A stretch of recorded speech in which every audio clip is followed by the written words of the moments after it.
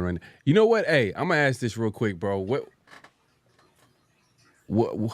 top because we don't have a lot of time. Top 3 stand-up comedians or stand-ups. Top 3. Stand-up comedians. Yep, stand-up comedians. Stand-up comedians. Right. And this is just y'all opinion. This is based on y'all. No one's gonna be like, oh, what are you talking about? Like, because this is based off what you think. For me, it's Dave Chappelle, Richard Pryor, and then the third one is 90s Chris Rock, bro. 90s Chris Rock was a whole different beast. This Chris Rock now is watered down, but those 3, that's my top 3, bro. That's my top 3. Severe, who you got? I got Chappelle. I got 80s Eddie Murphy. Yeah. And I got to go with my guy's personal preference, Patrice O'Neal. Oh, that's he's in my top 5. Yeah, he's my top. For sure, Chappelle, Patrice O'Neal. Damn, the third one is tough. Third one is tough, man. It's tough to pick 3, man. It's Yeah. tough to pick 3. You know what? I have to leave out Chris. I have to leave out Chris Rock. 90s Chris Rock. Bernie Mac. Bernie Mac. Bernie is Bernie Mac. He was the best out of the kings of comedy. He was by far king, the only king of kings of right. comedy. Facts. Let's keep it real. Facts. We're being honest, but hey, don't forget to click in, like the thumbs, man. Like, comment, subscribe, hit that notification bell, man. Here we go. Let's get it. Great Pharaoh, the gift of Troy is a fabulous fabric from the land of the 5 rivers.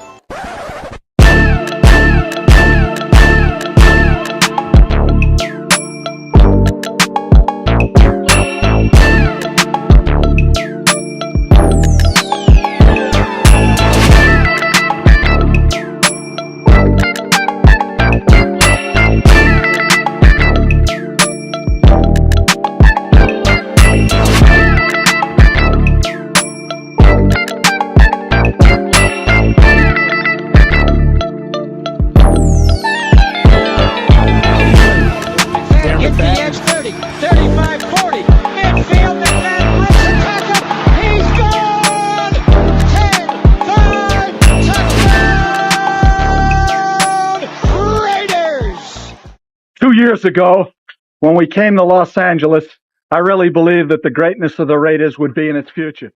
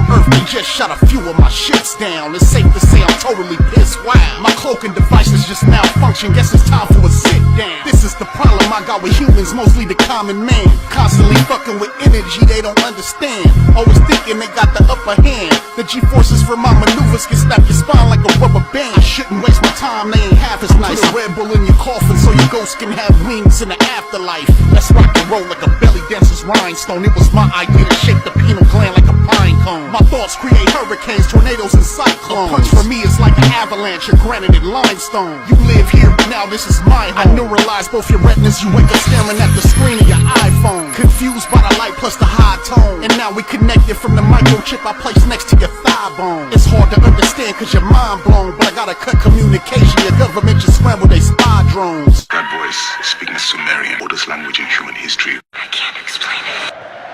We back. We are back for another edition of Around the Shield, man. We appreciate everybody coming through. Make sure to click in, like the thumbs, hit that like button, hit that subscribe button, hit that notification bell. Man, we got my guy, Big Mike Raider, and we got the Severe Raider, obviously myself, Pharaoh NFL, man. We got a great show lined up. Hey, we're going to keep it rolling, man. I know the Raiders are 2-12. 2-12. God. Man, this has to be probably one of the worst Raider seasons that I've ever seen in my life. No, it's not. It's not. But it's sad that it's not. It's been a while though. It's been a while. I know it is. It is sad. Man, for real, man. But Crazy. what's going on? Hey, what's going on with the fellas, man? How everybody doing, man? Mike, what's going on? Man, I'm good, man. Christmas is around the corner, and this season's almost over. So I'm getting happier as this, as the days progress. We only got a couple more games of this Raider nonsense, man. But we hanging in there, man. We doing all right. All right, man. Severe, what's going on, bro? Yeah, man. As Mike said, season almost over, man. The only thing I'm really interested in seeing is what quarterback we're going to get in this next draft. That's basically it. Man, I think that's what for real. I think that's what everybody's thinking about at this point. I mean, the offseason has already started for a lot of people, a lot of fans, especially Raider fans, especially us. We're trying to think about like all the possibilities that could happen with this team from here on out, and it's the draft, man. And we're skipping free agency. We're not even thinking about free agency. We're just going straight to the draft because if we're being honest, all the great teams, all the good teams in the NFL, they've built their teams through the draft. The free agency is not a way to build your team; it's a way to supplement your team after building the foundation. But that being said, man, we had to start off light, man. Because I'm not gonna lie, when you're going through a season like this, you gotta laugh, man. We were talking about top 3, comedians. I feel like I left out some people too because and. You know what I was thinking about too? Like when you see someone in person, it's a whole different level of like laughter. Like watching it, man. It makes me think too because I know y'all. I think everybody says Chappelle, and I've seen Chappelle like maybe like once or twice, but I've seen so much Chappelle that like I caught on to all his recycled jokes. So it was just I was like, damn, man, I wish I didn't go to this standard because he's recycling like old jokes. But but just watching really good stand-up comedians in person, bro, I think it's one of the top things to do in life, bro. It's a good laugh, good entertainment. I mean, who would y'all say is like probably the funniest people that you've seen in person? Man, I've seen Bill Burr a couple of times. I mean, we've named some black comedians, but Bill Burr, you gotta give him his due, man. And what's good about him is that he doesn't use a lot of recycled stuff, and the stuff that you see in person, he's doing. He's testing out a lot of stuff. He's not afraid to bomb on some jokes, and that's what makes it funny. Is that like he'll say some stuff that he'll get some groans. You know what I mean? Oh, I can't believe he said that, and then it's like okay, he'll throw that one away or. Okay, he'll store that when he didn't get the reaction. But a good comedian is not afraid to go out there and make a fool out of himself. And I think with Bill Burr, he has no fear out there, man. Like he's not using recycled jokes. He's not going back to the what worked. He's trying to keep it fresh every time he's out there. So Bill Burr, man, he's one of the funniest I've seen in person. Yeah. I mean, I seen Chappelle when he first like came back from his hiatus from not doing his, he walking away from that $50 million deal supposedly. Oh yeah, you know what I mean? And he ever since then, like I was just from that point on when he was just he like I think he went. People were saying he went to Africa and disappeared and all that. Ever since then, I was like looking up stuff and trying to find because Chappelle at that time, bro. I think everybody watched the Chappelle show, man. That's like everybody. He gets so many quotables. Yeah, man. I still quote it, bro. Yeah. Almost impossible not to, man. Almost impossible not to, man. Yeah, man. Man. But yeah, no. You know what? I just want to keep it light, man, because I ain't gonna lie. At this point, man, all we could do is laugh at this season because it's pretty much over. The Raiders played the Falcons the other day, lose their 10th straight now. This has been 10 straight games, and they could have won the game too. They could have won that game. It was like what? That's the scary part about that. Which makes me think like, hey, if O'Connell played, I think the Raiders probably would have won.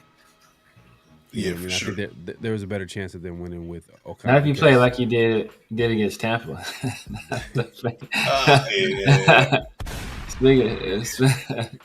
If we got the Chiefs Aiden O'Connell, then yeah. If we got the Tampa Aiden O'Connell, it looked about the same. Yeah. True. That's true. Especially because some players went down with injury. The running back McCormick went down, which is tough for him because I know this was his opportunity to show. And I think the Raiders should keep him moving forward. I think they should keep him in that room. I like what I've seen from him, but it still goes back to what we talk about when we talk about the quarterback situation.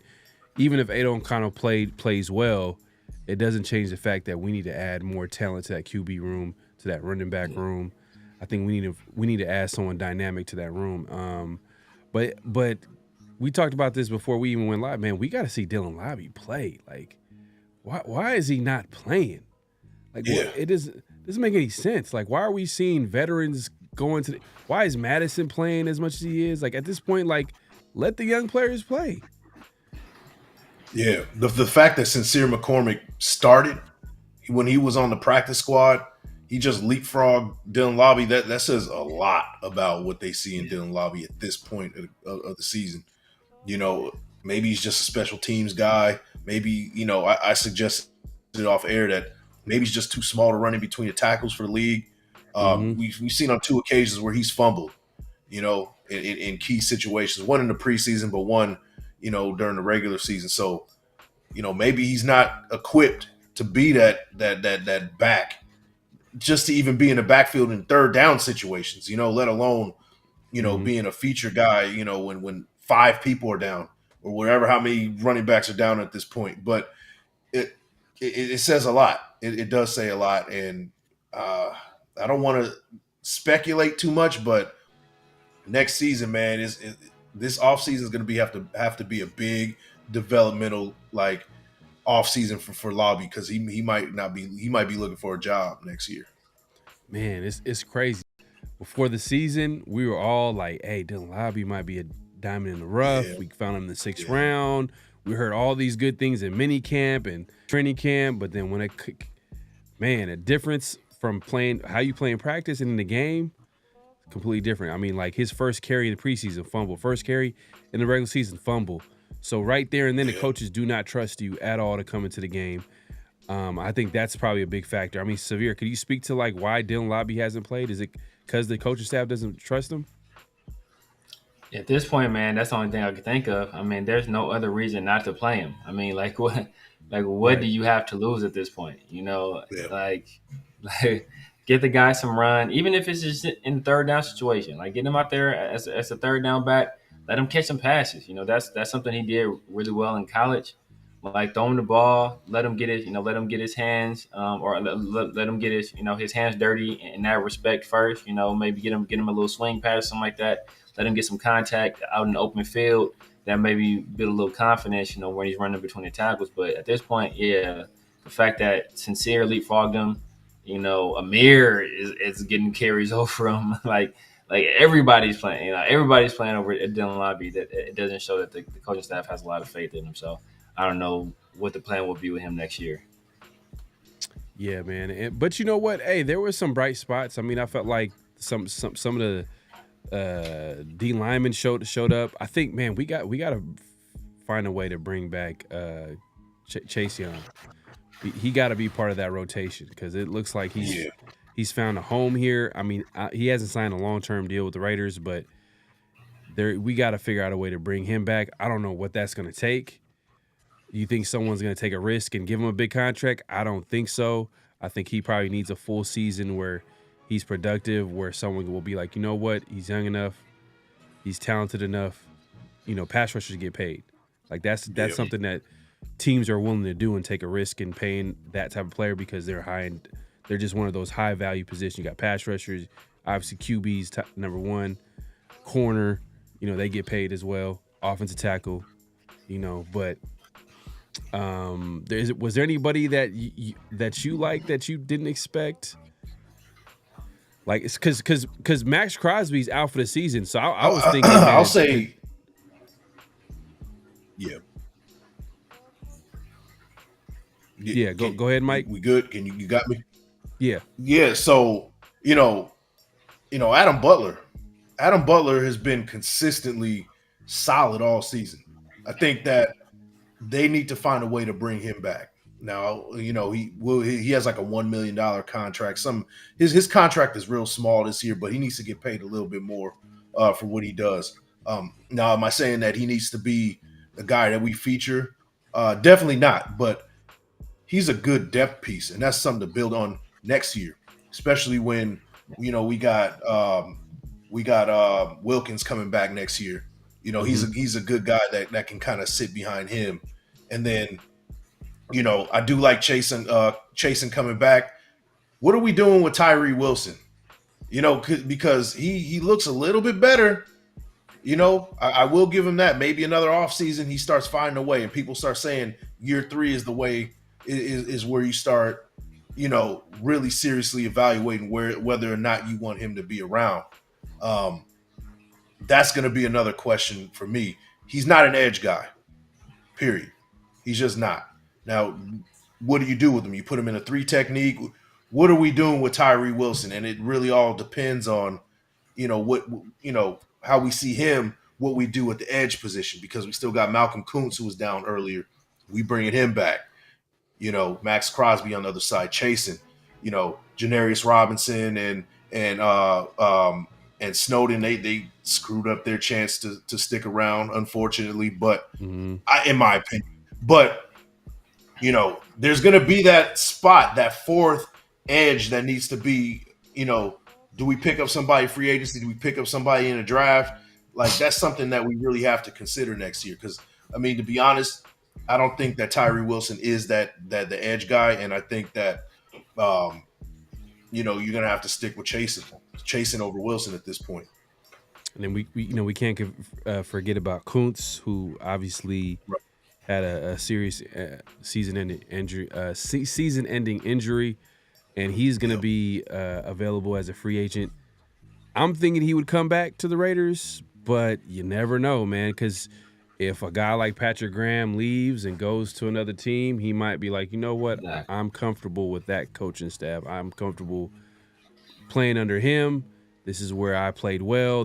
I trust this guy to put me in a position to succeed so I can get paid. Yeah, that's true. It's all about relationships sometimes when it comes to, like, in anything, like, it's all about relationships. So it makes sense. I hope that we could bring him back, because I think you start thinking about the possibilities with Max, who went down for an injury. He went down for the season. It makes sense, to at this point the Raiders really ain't gonna be competing for anything. Might as well shut him down. It turns out that he was actually playing on that ankle, and it worsened as he was playing, and now it required surgery, and now, like, they're saying that he might be ready before the start of the season or training camp. It's like, man, and reading on his injury, initially when I first found out it was happening, that high ankle sprain, there's different grades, right? It's that he had that, I believe it was like a grade 3. It's well above a mild, something that just goes away in 4 to 6 weeks. The type he had takes months to recover, and he came back in weeks. And, that type of stuff is what we get from Max Crosby, and it's applauded, right? We love it, but he's really risking his longevity of his career doing stuff like that. Right. Last year he had the knee, and he could have possibly just died continuing trying to play, with fluid in his knee like that. And it's applauded. It's cool when you got something on the line. But if you have nothing on the line, you shouldn't be on the field at all. And I'm glad, he really looked at the situation and was like, yeah, I need to sit down. This is really risking my career. But he shouldn't have been playing as long as he did in the first place. So, Right. Hopefully Max Crosby takes this as a learning experience, man. Yeah, we love you as a Raider, but you're no good if you're not 100%. So you need to sit down, man, and live to see another day. Yeah, it's hard truth. I think he just missed one game. I think he missed just one game and then came back the following week, I believe. And he's been playing on that ankle ever since then, and then come to find out, it got worse. I mean, you bring up a valid point, man. Sometimes you got to protect the player from themselves. I mean, Severe, do you think that's going to have a huge impact on the season? We're looking ahead right now, but you think it's going to be huge? That's something obviously something to keep an eye on, but when you look at the timetable for him to recover, that's your best player defensively. Do you think that's going to have a huge impact on the defense, or do you think he can get it going? He's a great player. He's going to get it going. Just give him a couple games to get back. Yeah, I think it'll be fine. I mean, you look at the timeline right now. I think I don't know if he's had the surgery already, but even then, let's say if he has it, January, right? The training camp doesn't start till usually late July. So like that's a full 7 months there, and we've seen guys come back. We've seen guys come back. Dre Greenlaw came back from he came back from Achilles, got hurt again though because Dre Greenlaw's made of glass. But but we've seen guys come back from ACLs and stuff like that. So I think that that is an injury that if it's managed right, and we all know the kind of dude Max Crosby is, right? Everything he does in terms of his preparation and his maintenance for his body, he does it to the umpteenth degree. So he's going to do all the things necessary for him to come back and as quick a timetable as possible. So I think that the surgery is successful, as long as there's no setbacks, no complications with it. I think we should be able to get him back by training camp, if not at least by preseason. Yeah, man. But it's gonna be tough. I mean, Mike, you want to add on that? Yeah. Max Crosby does good with taking care of his body. One thing that his downfall could possibly be in for the future, and I would hate for him to end his career prematurely, right? We all would hate that.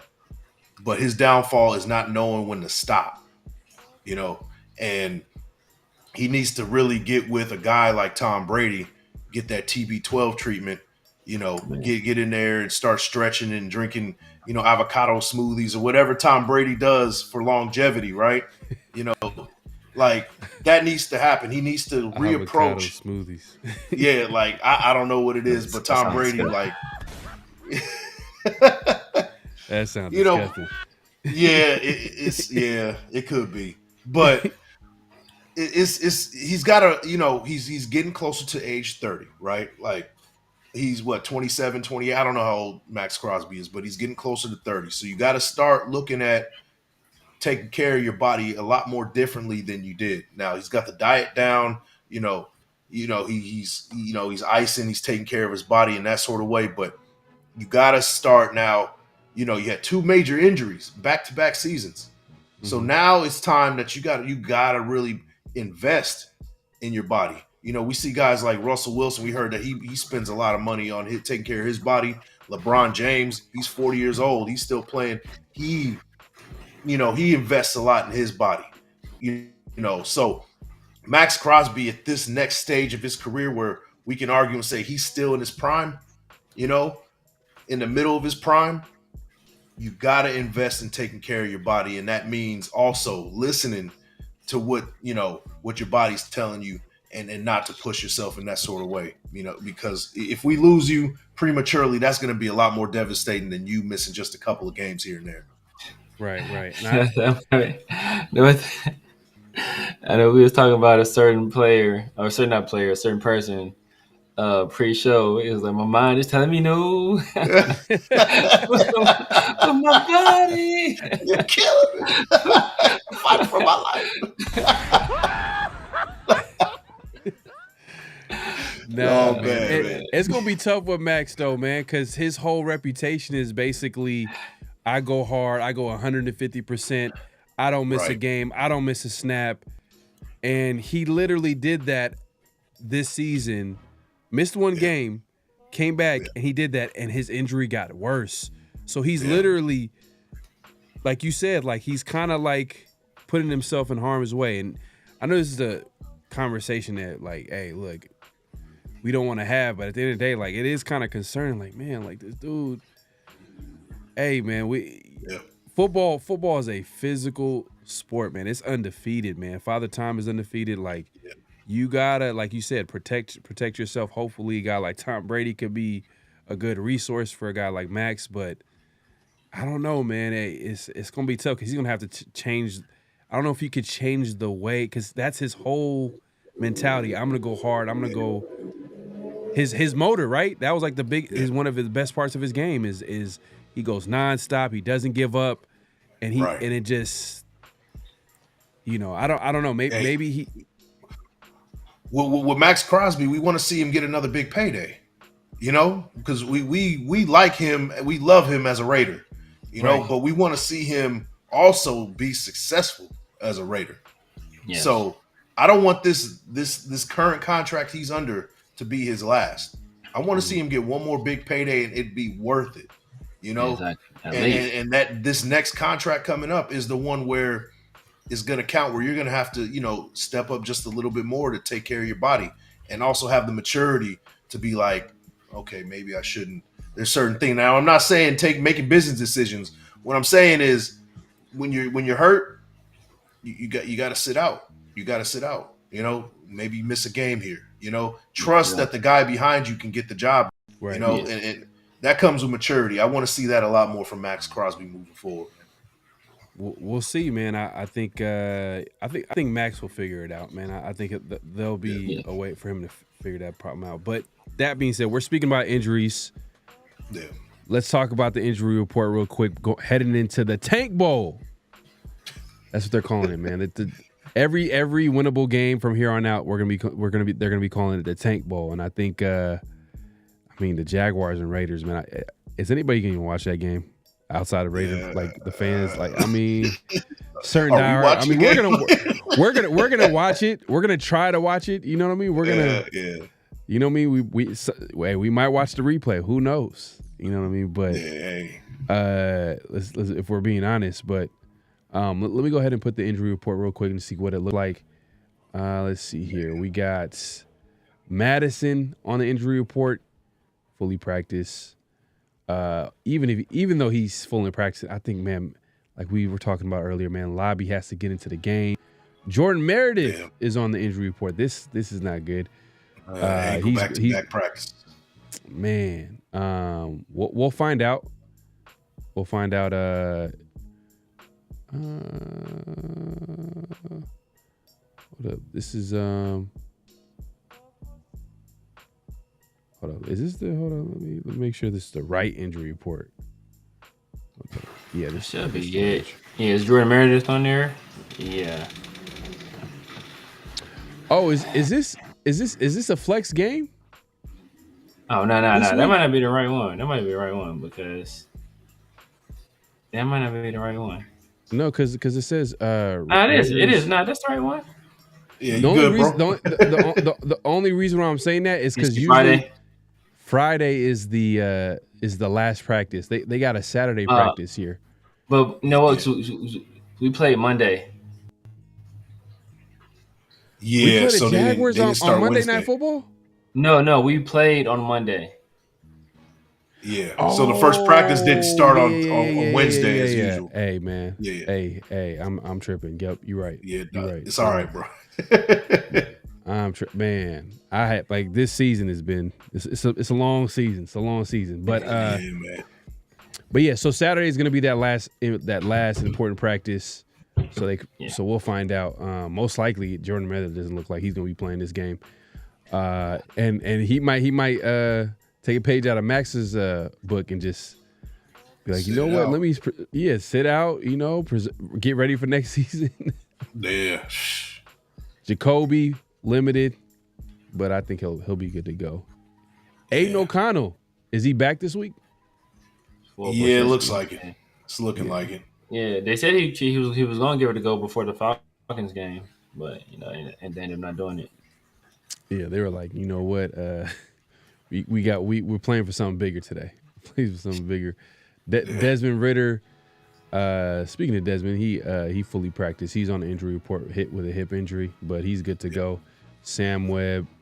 So the Raiders ain't overall not too bad compared to the Jaguars. Man, Brandon Sheriff. Oh, he plays for the Jaguars. Oh, damn. Man, I wonder how he's playing over there. I mean, I don't know if y'all remember him. I remember Brandon Sheriff. Yeah, I remember. He played for Washington for all those years. Got paid, I think, with the Jaguars. But they're pretty healthy going into this. If this is the Tank Bowl, no one really cares about the injury report going into this game. If we're being honest. Now, what are we actually looking at when we're watching this? When you're watching this game, what would you tell the nation, anybody watching that might possibly watch this game, what they should be looking at? Well, this game you buy sock and boppers. If you remember sock and boppers, it was more fun than a pillow fight. So at least it's going to be more fun than a pillow fight. So that's something to look forward to. Now, on offense, man, jokes aside, man, it's Brock Bowers. Like, that's the only guy that is worth watching at this point, man. But for the sake of Brock Bowers, breaking that rookie record, breaking Raiders records, I need Aiden O'Connell to be on the field, right? For the sake of him putting up big numbers, because Desmond Ridder ain't getting it done. He can't even get the ball down the field. So Desmond Ridder, take a seat. Aiden O'Connell season, throw it to Brock Bowers as many times as possible. Break a record. Throw it to him 30 times. I don't care. Get it to Jacoby Myers every once in a while just to loosen some things up. Hand the ball off to whoever's in the backfield just to loosen it up, to get it to Brock Bowers. That's all I care about. Right. That's where I'm at with it. Yeah, I hear you, man. It's like you're just looking at you want Brock Bowers to get history. You know what I mean? Break that record. Yeah. I agree. We've been saying this for weeks now. I want to see Michael Mayer involved, but I'm not sure if that's gonna happen. There was a moment in the game where I'm like, Ridder had a chance of rolling. I think he was rolling to his right, and he had Mayer downfield. I'm like, could have been a big play for Mayer, but yeah, that's about it. I mean, I think Mayer, and we mentioned Dylan Lobby. We want to see pretty much a lot of the young players play. I mean, Severe, if you want to speak to who you want to see ball out or play this week. I mean, we can't say McCormick. I think he's out for the season. He's done for the year. For the year. I mean, Mike brought up sock and boppers. There's another old school toy this game makes me think of, and it's Skip It.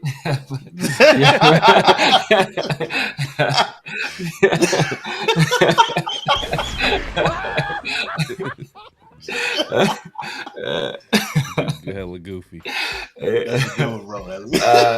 Man, but taking it way back, showing my age a little bit with that one. But yeah, man. I mean, outside of Brock, man, it's not really. I mean, I want to see Michael Mayer have another game. I mean, Jacoby outside of Max, probably my favorite Raider, just because how he goes about handles his business, man. Straight hard hat, lunch pail dude, does the dirty work, like doesn't complain, he doesn't get targets, doesn't say Pete, not at the locker room, throwing his quarterbacks or his coaches under the bus. He just does his job, man. So this guy I always want to see succeed. Of course, Brock. We want Brock to break the record, man. They've been, the Raiders and other teams have been doing all they can to stop Brock. It's not just, we've been assisting in their efforts to make sure that he doesn't have, continue his success. So we got to just make a concerted effort, do whatever we have to make sure we get him the ball. I've noticed the last few weeks, last 2 weeks, I want to say, we've kind of gone away from some things we were doing earlier in the year where we were scheming them open, we were isolating them on one side, like giving them opportunities to get the ball and run after catch, make guys miss, like getting them those favorable matchups. We haven't been doing that as of late. I don't know why we haven't been doing it. I don't know if that was the Turners or what that is, because he's had big games under them before, but we need to get back to that. And of course, Michael Mayer, when it comes down to it, our best formation, AP says it all the time, is 12 personnel. That's our best offensive package. So we want to see that. And give white boy Rick some run, man. Give Dylan Libby the ball, man. Please. Let this dude get some play. Man, I hear you, man. You know who, and we do this all the time, but it would be perfect for this offense. Like let's say next year, right? If we had the same pieces on offense, meaning like Jacoby Myers on the outside, Michael Mayer and Brock, who'd be perfect? Henry Ruggs would be perfect. Oh, man. That speed with all these guys that can get you in the intermediate part of the field, and man, it would have been perfect. Yeah. It would have been perfect, but we can't do that all day, man. We could play the what ifs all the time, but it is what it is, man. Hey, the Raiders are 2-12. They currently have the number 1 pick in the draft. Mike, who would you want to draft number 1 as of right now? It better be a quarterback, man. Shedeur Sanders. I mean, we talked about him for the last couple of weeks, man. I think that Shedeur Sanders is the pick. I wouldn't mind Cam Ward either. I wouldn't be mad either way. My fear is that we win a couple of games at the end of this season. We take out the Jags in this game, and then we end up trying to make a point and going out with a bang and beating the Chargers week 18. Like it, I see it, I feel it. You know what I mean? Aiden O'Connell goes out there, has a heroic game, and now we're picking number 6 or 7, and now we're reaching for a guy like Dylan Gabriel or something. Like bro, like it scares me, man. But if we're gonna pick number 1, Cam Ward, Shedeur Sanders. And you know what, man? To be honest with you, I wouldn't be too upset if we went Travis Hunter either. That I wouldn't be upset with that. But we need a quarterback. We do need a quarterback at the end of the day. Speaking of now, we'll talk about Travis Hunter in a second. But no, but you know what though? Like, what? So if you're open to taking Travis Hunter, that means you're open to the Raiders taking a quarterback in the second round or trading up into the first to grab the best quarterback available. Yeah. Pretty much. Okay, you're open to that. Which people have made that argument. People are like I won't say pushing for that, but they feel like maybe there's more value in getting that second tier quarterback in the draft out. Because they feel like, the best player in the draft is not a quarterback. And the Raiders got so many holes on this team. Like, look, like the quarterback is not going to solve the issue this year. Not to say that they don't need a quarterback, which I think but I feel like why not get a guy like the next coming of Charles Woodson? You know what I mean? Travis Hunter, probably even better version, because obviously he plays corner at a high level, but he plays receiver at a pretty good level too as well. And that's another thing too, man. Like, I know we probably brought this up, man, but Travis Hunter, like, is he going to choose one position? He has to choose one position, right? Like you would think in the league, you would have to choose one position. You would think. Now, people say he's a better corner than a receiver. Now, if he's gonna be a corner, then I don't want him at number 1. To be honest with you, I don't want to pick a corner number 1, unless you're like Champ Bailey level. Yeah, you know what I mean. You have to be the shutdown extraordinaire right off the jump, better than Sauce Gardner kind of deal. Like it has to be. You have to be the guy if you're gonna be. If we're gonna be picking a corner at number 1, receiver at number 1, I can live with that just a little bit, just because it fulfills a need, and he's so dynamic. You know, it's a good weapon to have. It's not the ideal thing, but if we do go BPA, it wouldn't surprise me. Just just how Telesco does things. It wouldn't surprise me too much. And then in that case, you got to get the bridge guy correctly this time around. Man, you got to get it right this time. I don't know who that guy is, but you got to get it right if you're going to go that route. Man. So, if it's a guy like, Matt Stafford, if it's I wouldn't even go Sam Darnold. I don't even want to say Sam Darnold because for some reason it would not work for us. The only guy I would be cool with is a guy like Matt Stafford. Yeah. That would be the only guy I would be comfortable with if we pass up on our quarterback, getting a Matt Stafford for a year or two. And then maybe in 26, maybe in 26 we get our quarterback. But that's not what I want. I want Shedeur Sanders number 1. But in the off chance we pull off these 2 wins, we win 2 out of 3 games, which I feel it in my soul that we're going to do for whatever reason. I hope I'm wrong. We pick it like 5 or 6. We're going to have to find a better bridge guy. Because it wouldn't make sense to reach for a guy like a Dylan Gabriel or a Rourke or, any guy in that kind of, that echelon type of dude. So that's kind of where I stand with it. I think so. I don't know. Recently, we looked at the free agent QB class this year. Disgusting. It's pretty bad. It's pretty bad. Led by Sam Darnold. It gets worse and worse after that. You know what I mean? So, and that's all Kevin O'Connell. Look at Kirk Cousins without Kevin O'Connell. Look at Sam Darnold without Kevin O'Connell. That is Kevin O'Connell. Yeah. Yeah. I mean, and Justin Jefferson. And Justin Jefferson. And Justin Jefferson for sure. And throwing Jordan Addison, man. Jordan Addison. And the tight end. They got a talented tight end as well, too. TJ Hawkinson. They got weapons. And you combine that with a creative offensive play caller, one of the best play callers in NFL football. Like that's gonna be lethal. Man, we'll see.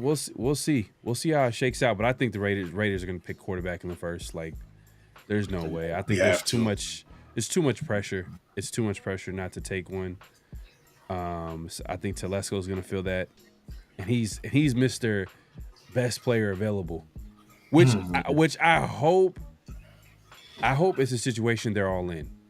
Don't let it be a situation where the whole franchise is like they're not on the same page. I mean, there's gonna be people who might like someone else better, but Telesco, Brady, Mark Davis, and at this wherever point, the coach is. Do we even say AP? Do we say AP at this point? Wherever the coach is. You killing me. I mean, that's AP before every game. I gotta get that sound bite now. Now I gotta get the R. Kelly you gotta get it now, bro. You killing me. But you know what, man? Like, man, I just had like a crazy thought, and Raider fans, us as Raider fans, Raider Nation in general, we're unrelenting, man. We'll still support 2-12. We're here thick or thin. But could you imagine the the outrage if we don't get a quarterback in this draft. Oh my goodness! Just it would be unprecedented at this point. Like it would be in a situation where, man, you're going to be turning off a big portion of the fan base if you don't get a quarterback this time around. Like it'll be a big problem, man. A lot of us will be like, hey, I'm good, man. I'm good. I don't know if you noticed that Monday Night Football game, Falcons fan, it was 50-50. Yes, it was 50-50. Yes. You know, and that's scary. That's scary. The stadium was also not at capacity either. Yeah. So if you don't get a quarterback, what are you selling to your fan base, especially if you're trying to establish one in Vegas? It's a problem, bro. It's tough too because a lot of the fan base is traveling to the game, and Vegas is not it's not a cheap ticket. You know what I mean? Meaning like you're spending as soon as you step foot in Vegas, like. So it's going to be expensive. The ticket's going to be expensive. The stay is going to be expensive. And most of the fan base is coming outside of Vegas. And then on top of that, the Raiders haven't been winning. So the people who live in Vegas are like, the Raiders, you know what I mean? They're not even fully bought in because it's a new market. You know, you gotta win in order to build that market. And the Raiders haven't done that. So yeah, man, and that's why you see a little bit of urgency with Mark Davis, and they're trying to win. And it's gonna be interesting too. This is off topic, but the A's too. They're trying to go to Vegas, and it's gonna be interesting with that ownership and seeing them trying to win because they never really wanted to spend on keeping. Anything. That's baseball, but I hate the A's ownership. I really do, man. That's just a whole different conversation, but. Let's actually segue, man. We just talked about AP and how we kind of question, you know what I mean? It's that time, man.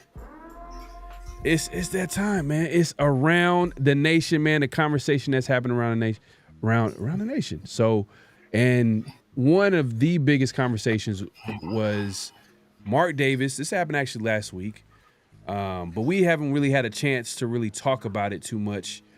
Was Mark Davis after the owners' meeting? Spoke to the media, and he had some interesting things to say.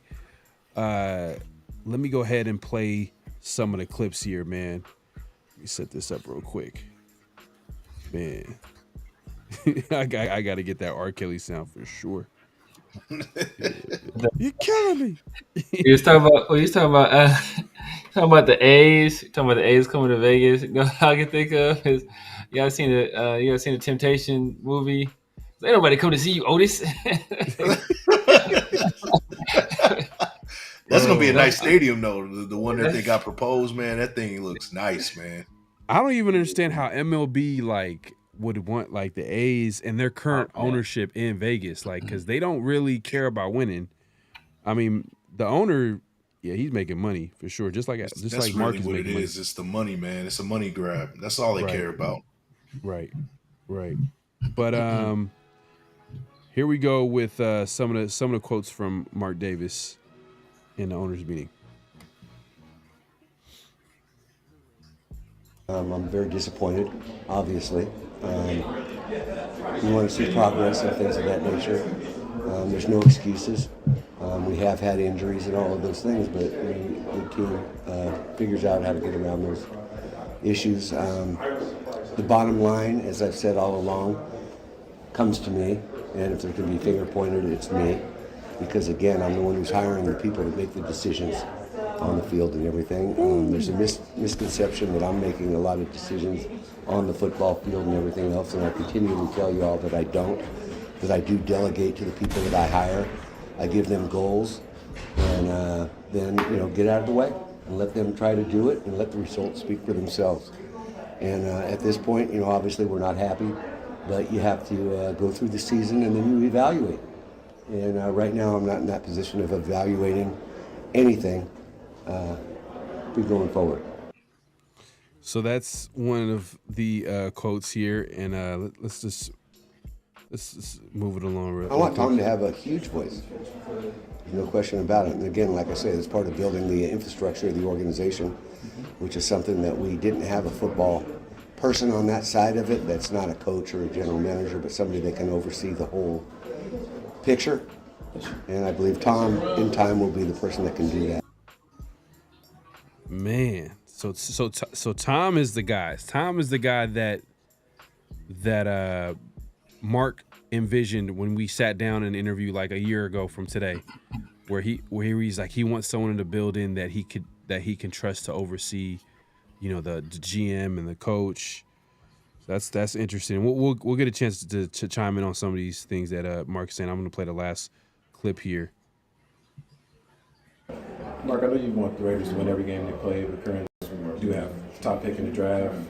If you guys were to finish in that range, is there a particular area that you would like to see the team go?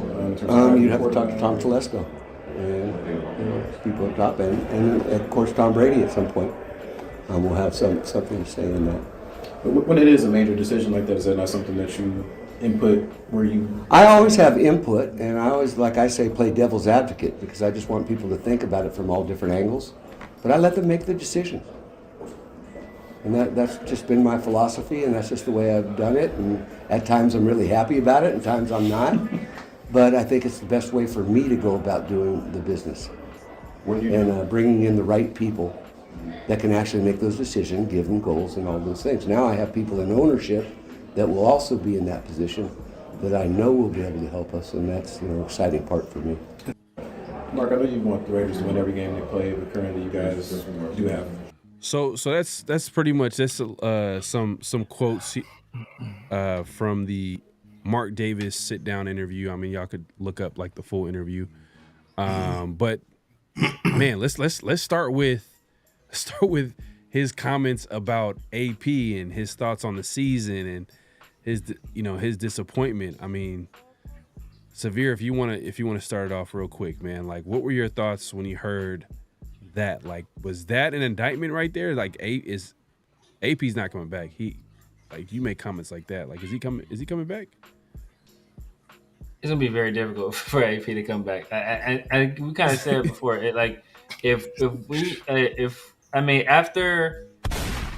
Before the Getsy firing, I was like, 65, 70% AP's coming back. After the Getsy firing, it was more like 50-50 because that was kind of a desperation move.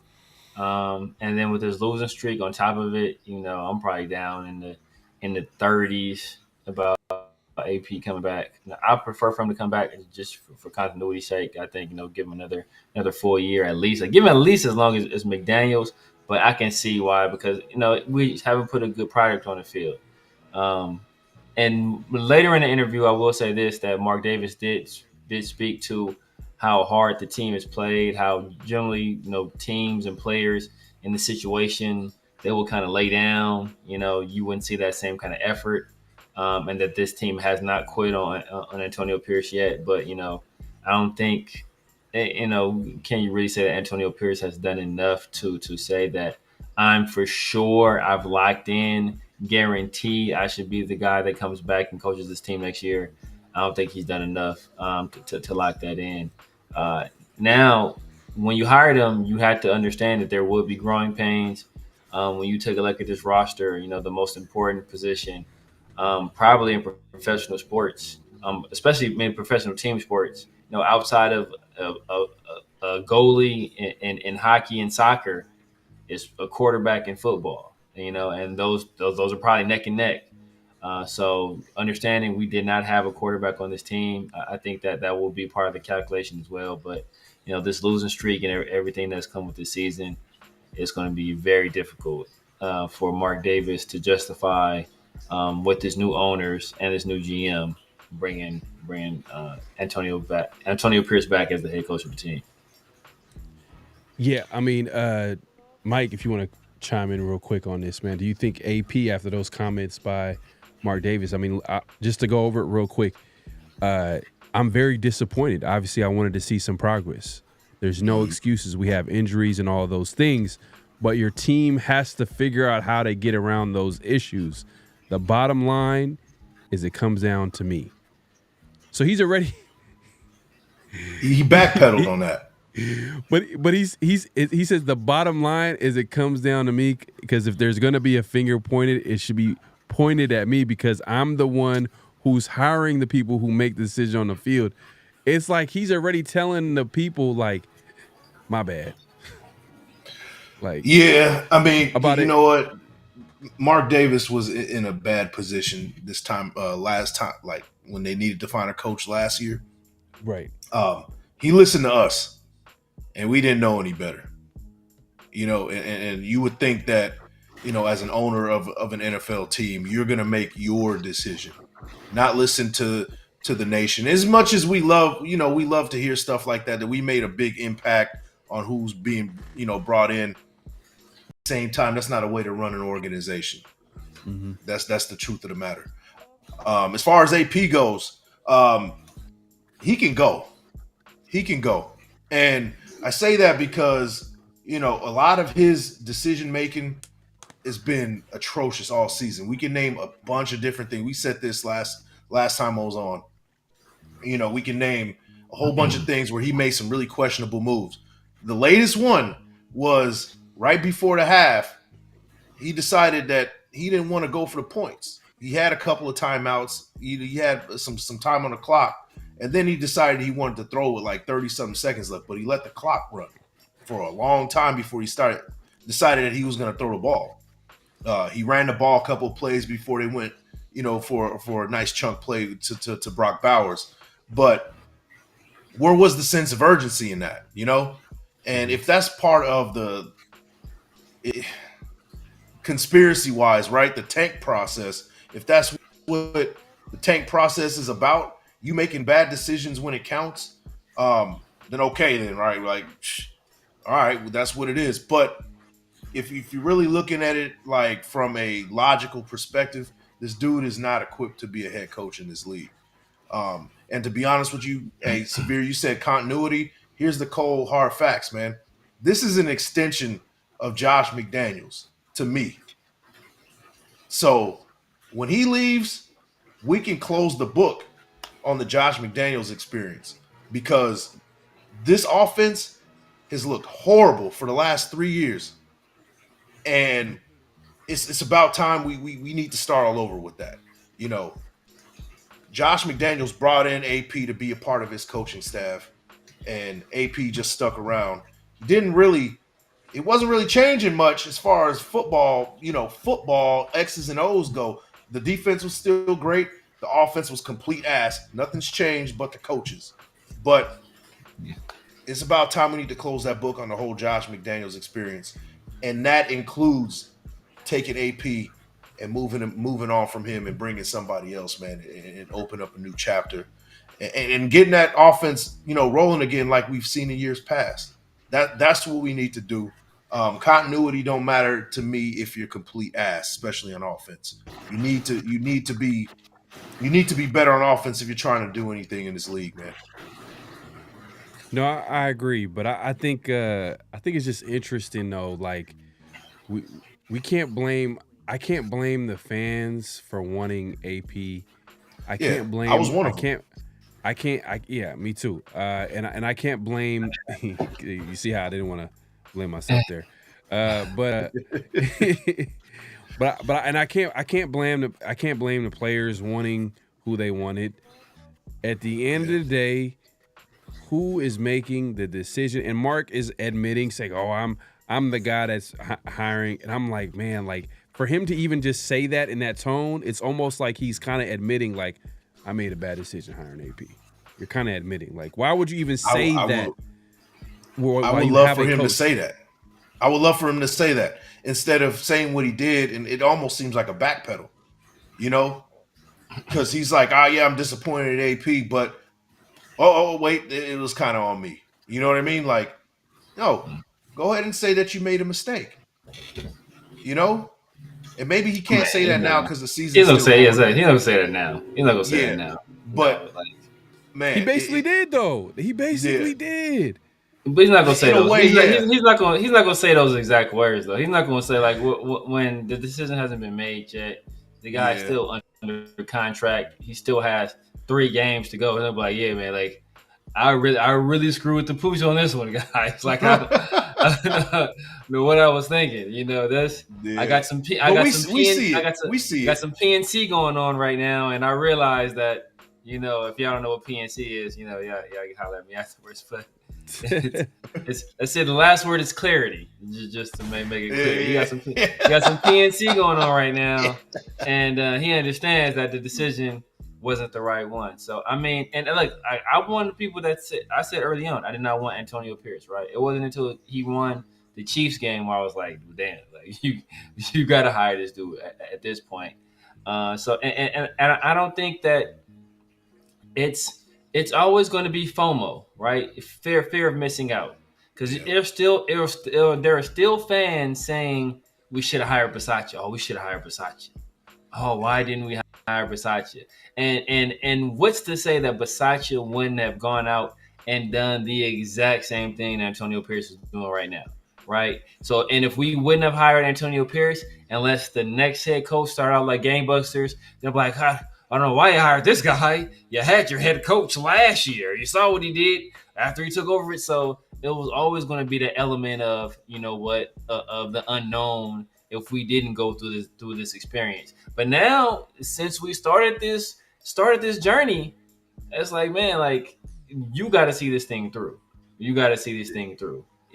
Even with these mistakes, and that's the main thing I harped on last year. Antonio Pierce's game management.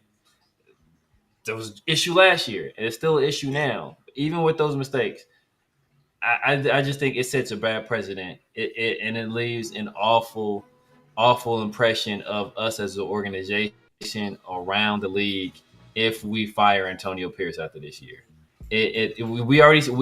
Especially you see former players already. Shannon Sharp has said it. Chad Ochocinco has said it. Richard Sherman has said it. It's looking like the Raiders set him up to fail, and people of a certain persuasion, you know, that live in areas where Xfinity is their internet provider, they not gonna take too kindly to. You don't know what I'm talking about. You know what I'm talking about. You know, they not gonna take too kindly to you setting up this guy to fail. It's going to set a bad precedent, man. It's going to set a bad precedent. So I think, look, we're going to have to. I think it's going to be a situation where we got to bite the bullet. We got to let him get another 8 games. We got to give him to Josh McDaniels. Get him that, and it might be a Tom Cable, Hugh Jackson situation, right? Where we bring in an offensive coordinator that we think can be a head coach, and we bring that guy in, and like, look, if this guy fizzles out, get you out the door, you have your opportunity right there. But I think it just looks bad on us if we fire AP after this year.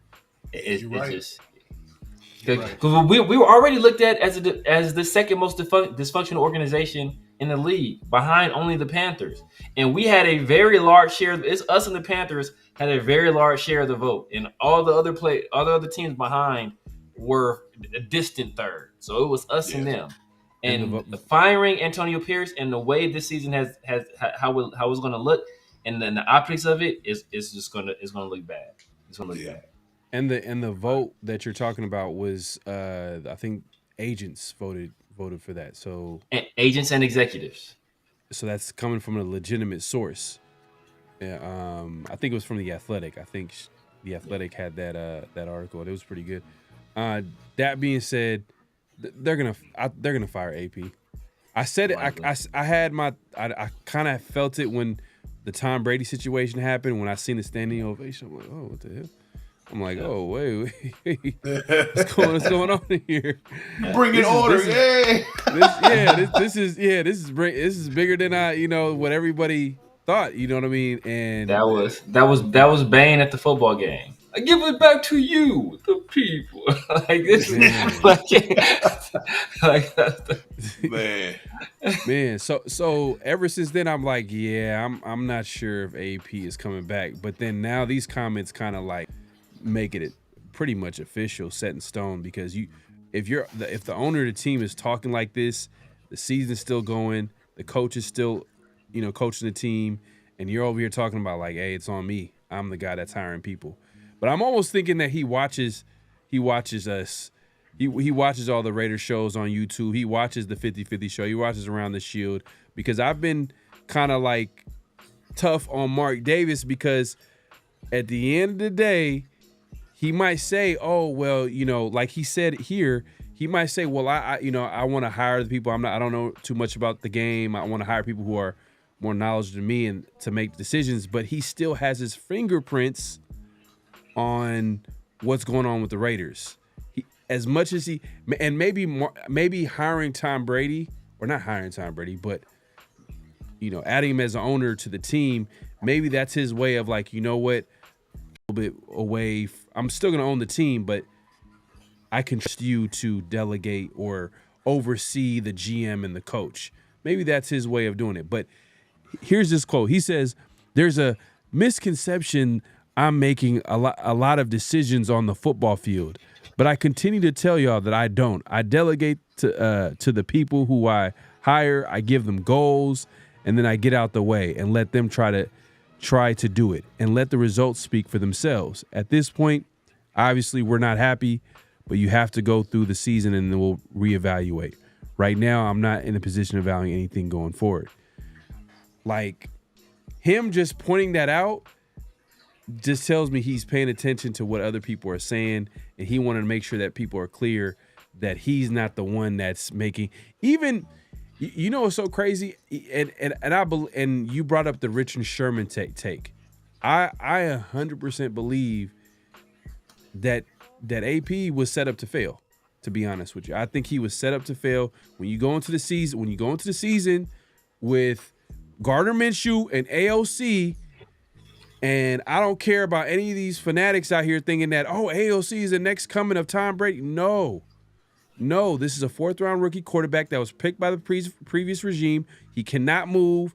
His ceiling is a backup QB. Gardner Minshew is a career backup, and we didn't attack the quarterback position with no type of urgency. The most important the position in football. Are you serious?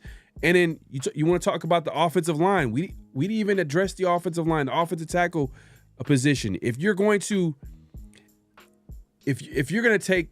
take building a team seriously, you would at least try to address that right tackle position, right? Which you could say they addressed in the 3rd round, but come on, we all know that's like, it's going to take a year or two if you're going to get a guy in the 3rd round, especially at tackle. And then we could go on. We could keep going, man. I think there's certain spots, the way they chose to build this team, it just makes it seem like, and a guy like AP is green. You hire him knowing that he's green. You know that he's not experienced. You know he needs time. But you're gonna fire him after one season? Come on, bro. He was set up to fail. And I'm going with and you guys can speak on this. I think Mike, you got some because just to go back to Richard Sherman's take, and so you can speak on this real quick. His whole thing was that he was set up to fail, and to make the Raiders' job more attractive, because if they lose all these games, they get a higher draft pick. They're picking top of the draft. You get a better options at head coach. Do you believe that's true? I got to think about this a little bit more. I got to be on the fence about this one, because like, on the one hand, you didn't attack the quarterback position the way you should have, and also, you brought in the GM after it wasn't a package deal, So it's almost like you don't really see that very often, right? Like, and we don't ever see them together. I don't ever see AP and Telesco together. I don't see that synergy that him and Kelly had, And just to add to what you're saying right now, Would you want to kick it with Tom Telesco? Would you be kicking it with Tom? Let me ask you. No. Come on, Adam. No. Come on, Adam. You ain't gonna be kicking it with Tom Telesco, man. But my if AP was the long-term answer, they would have hired Kelly. They would have hired Champ. and because they had synergy. You know what I mean? They worked well together. They were friends, this and that, whatever. But that didn't happen. They brought in a whole different, just you're gonna mold this in your image, and maybe this year isn't the year, and AP is gonna be the scapegoat. Exactly. But on the flip side, I'll say this: on the flip side, they brought in every damn coach that you can think of to help him kind of ease the blow of being a new head coach. They brought in, Tom Coughlin was in the building. They brought in Marvin Lewis. They had, name a coach. They had a who's who of coaches in the past. Rob Ryan. They had a whole bunch of coaches to kind of ease the blow of him being that new coach, and it still didn't work out. I think because of that, he's going to be gone, because he had ample opportunity to kind of, consult with the guys he's working with and get this thing right, and he still didn't get it right. That's kind of where I'm at with AP, but you could say that he was set up to fail because they never really addressed the quarterback position. They never really addressed the OC position. They didn't address the running back position. They didn't address the O-line.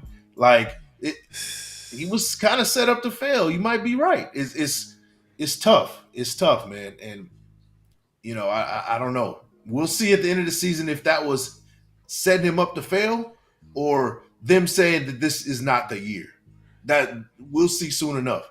And to be fair, to be realistic, a team is not going to address every need that they have, especially a team like the Raiders who have a lot of different needs. They're not going to be able to upgrade at all. He's going to address one. It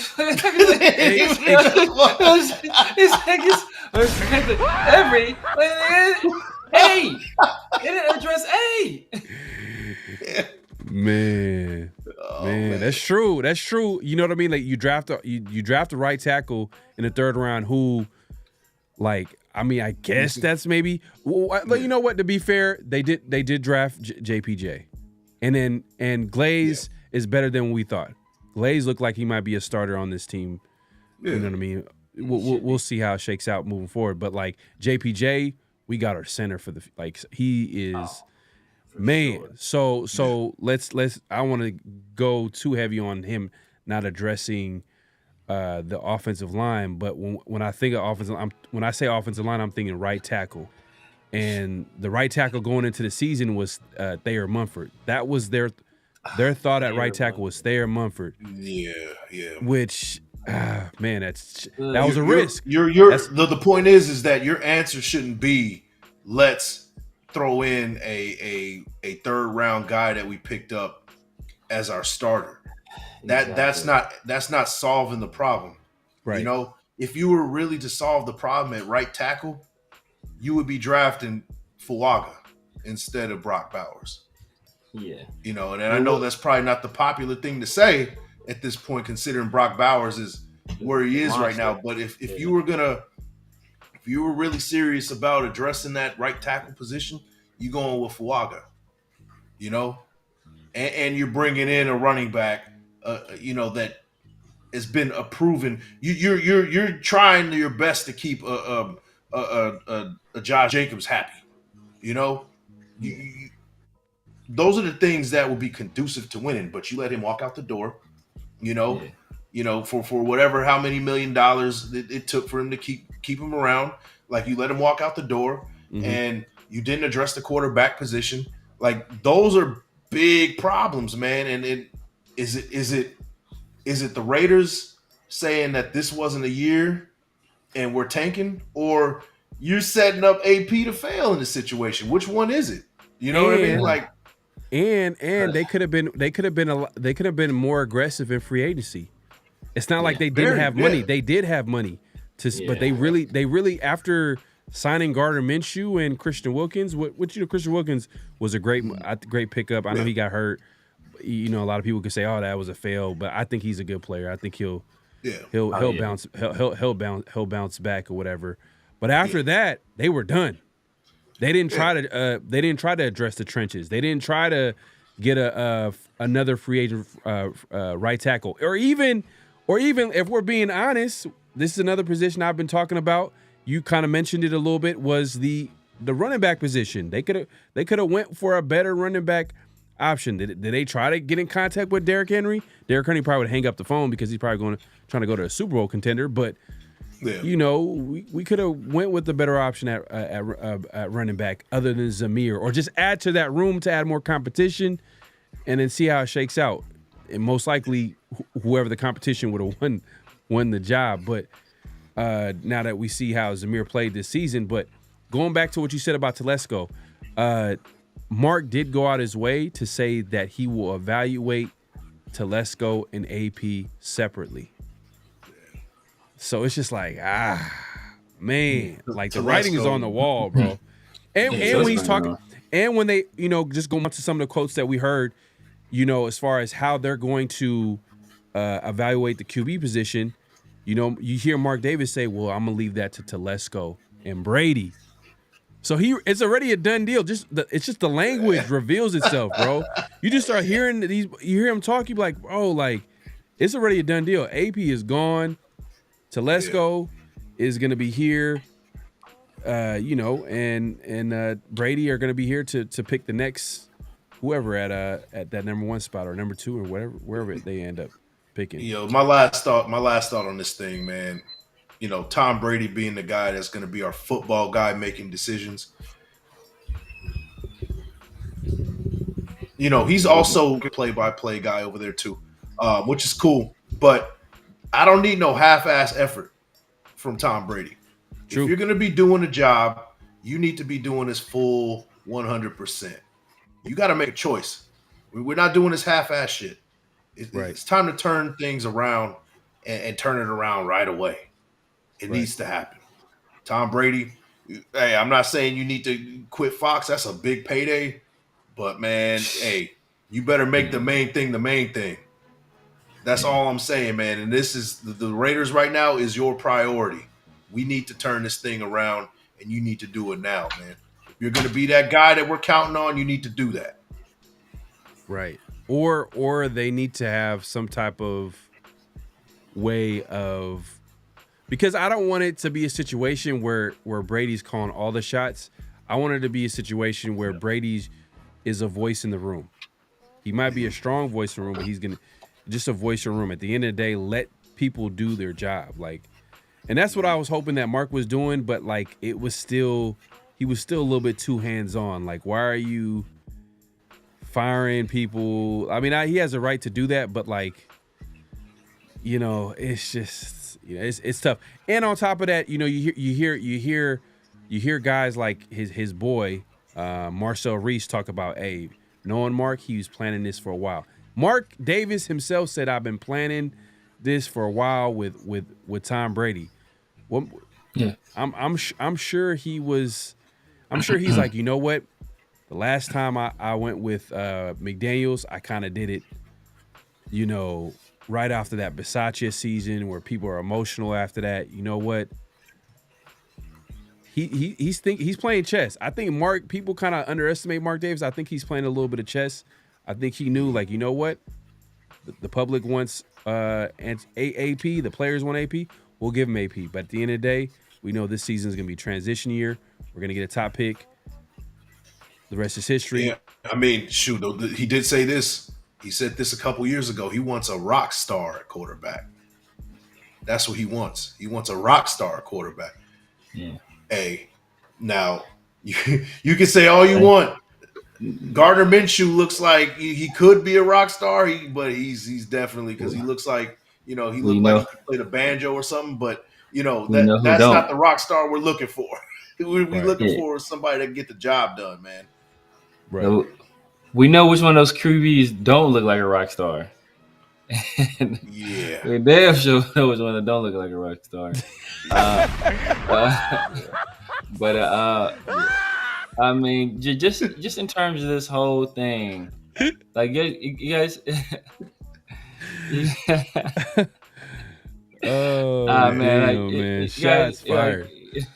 What they say about there's a saying when people they make the decision and then they immediately regret the decision that they made. You're talking about like, you know, the person that voted for the face eating leopard party were surprised when the leopards ate their face. Like Right. this is what you voted. This is what you wanted, right? You went to this knowing that there was going to be growing pains, and then you're like, oh damn, okay, I didn't realize, you know, like of course you had to know this was going to happen, and like, you know, that like how I like hindsight is 20/20, right? Like how you know that, like, I know Ziegler and Josh McDaniels, they were all in on winning, because the first thing they did when they came in, they paid Derek, they paid Hunter, they paid Max, they paid Waller, they traded for Devontae, paid Devontae. What did this fool Telesco come in here do? This fool came in and paid Andre James. This fool came in and gave Andre James a payday. And they knew, like, hey, this fool, you knew this. Like, he paid Andre James, and they set up their Mumford to be a right tackle. You knew it was a wrap after that. You knew, like, yo, we should have known, these man. fools not trying. They ain't trying to win a motherfucking thing, man. So look. They're just trying to have some bodies. You know what I mean? Bro. They trying just healthy guys over there that like just look like, oh, you know what, they're trying. You know what I mean? Like, oh, that was a smart, shrewd move right there. They got James on the cheap. You know what I mean? They saw the market for the guard market go up and da da da da. But in reality, if you're aggressive teams, no matter what, you know what they look like, and what it looks like is teams spending in free agency and trading up and getting their guys, which the Raiders didn't. They didn't trade up to get Michael Penix, which they, you know, you can argue hindsight's 20/20. They could have done if you looked at how, you know, the picks and who was picking shaked out. Look at Tennessee at number 6. They picked the offensive tackle. They could have got one where we were at, likely. And to be fair, we were all shocked that you know, Atlanta. Now look at him. Yeah. Remember all those people told me Penix was gonna go in the second round. Then those same people said Penix wasn't gonna play till he's 30 years old. Now look at him. Now watch our mock drafts, y'all. Hey, watch our mock drafts, y'all. Y'all got to go back to that one because we called everything that happened. They said, "Oh, Penix, the Atlanta drafted Michael Penix. He ain't gonna play till he's 30 years old. He played before." I said before his third year he'd be playing. And how many people cooked us when we tried to move up? Remember one of those mock drafts we moved up to 10. Look, PFF gave us an F. We moved to 10 to pick him. PFF gave us the F for moving to 10 to pick him. So, but like a lot of like when Tom Brady first took over or first bought a piece of the team, I said then and there, like this is a play for him to be the pseudo head of football operations. And how I knew it, because around the time when the owners first didn't approve of him as the minority owner, was around that same time Mark was saying, well, you know, I could bring in a football guy before the head coach and the GM. You know, that's what ideally what I want to do. And that's around the same time he was trying to sell Tom Brady the team at a discount, and the owners wasn't going for it. So around that same time, so I said, all right, like the writing kind of always on. Like, look, man, Mark is playing chess. Everything Mark is doing is playing chess. The selling part of the team, the Tom Brady, the two new guys he brought in, right? One of the guy he deals with luxury developments. The other guy, he is involved with the parent company of WME. What is WME?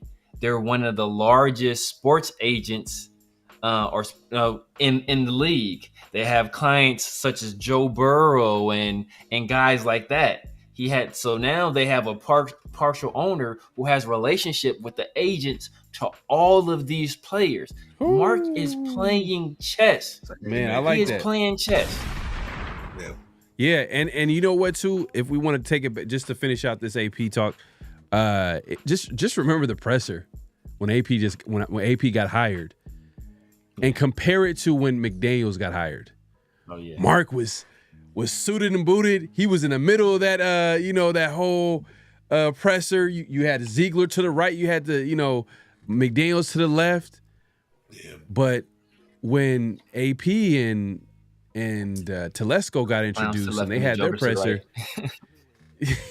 he took one picture and he cut. He bounced. Yeah. And he made like, he had a little comment. He's like, I'm gonna make this about them, and I'm gonna be in the background and da da da da. But it just felt weird, like you didn't want to really associate yourself. You didn't want to. You seen how it backfired, or I don't know what it was with the McDaniel situation. Maybe he wasn't.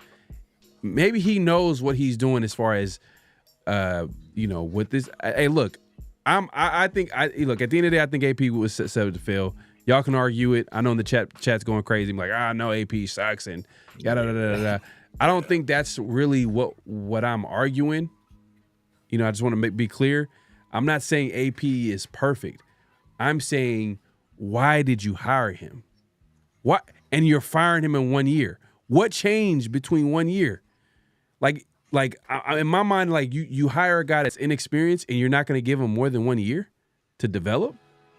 Like, you know what I mean? Like that don't make any sense. But it is what it is. We'll see how it shakes out. Most likely AP ain't coming back. But that being said, we got one extra point to make, and that's the talk is obviously quarterback. Everybody's talking about quarterback this, quarterback that, but there's another top player that just won the Heisman, Travis Hunter, doing big things, man. Like first defensive back to win the award since who? Charles Woodson. And he is a player that the Raiders can possibly draft. It's a possibility. The way it shakes out, the Raiders win the tank. If they win this game and win a couple games, they might they might miss out on drafting a QB, a Cam Ward, Shador. Don't want to put that in the universe for some people, but hey, look, it's a possibility. But Travis Hunter is arguably the best player in this draft. Some people might argue that, but that being said, he's in the news for all the wrong reasons right now, man. Like, or at least social media. He's going viral. Him and his girlfriend currently, and man, it's not looking too good, man. It's looking like. It looks like he needs someone to talk to. I mean, someone in his corner got to let him know, like, hey, it just seems like this girl is not really into him like that. Literally, she said, that she wasn't really into him like that. But I don't know what changed. Maybe that he's the biggest star on the team, best player on the team. Anyways, money. You know what I mean? But yeah, man. Hey, let's throw it down because. This has been kind of like talked about the last couple weeks over social media, YouTube. Everybody's been talking about this whole situation between him and his girlfriend, and it just when it rains, it pours. Like she says the other day, and I wish I could play the clip, but I wish I had the clip. But she pretty much said that, I like to drink, and Travis takes me to parties and he's waiting outside for me when I'm done. He takes me home and da da da da, and then she goes on to say, man, we just see how she's behaving, like after the game, arguing with him, and after he had a great game, she's arguing with him, and then she's not standing up, when the guy won the award. Just to give y'all a little context. And then it just seems like a situation where,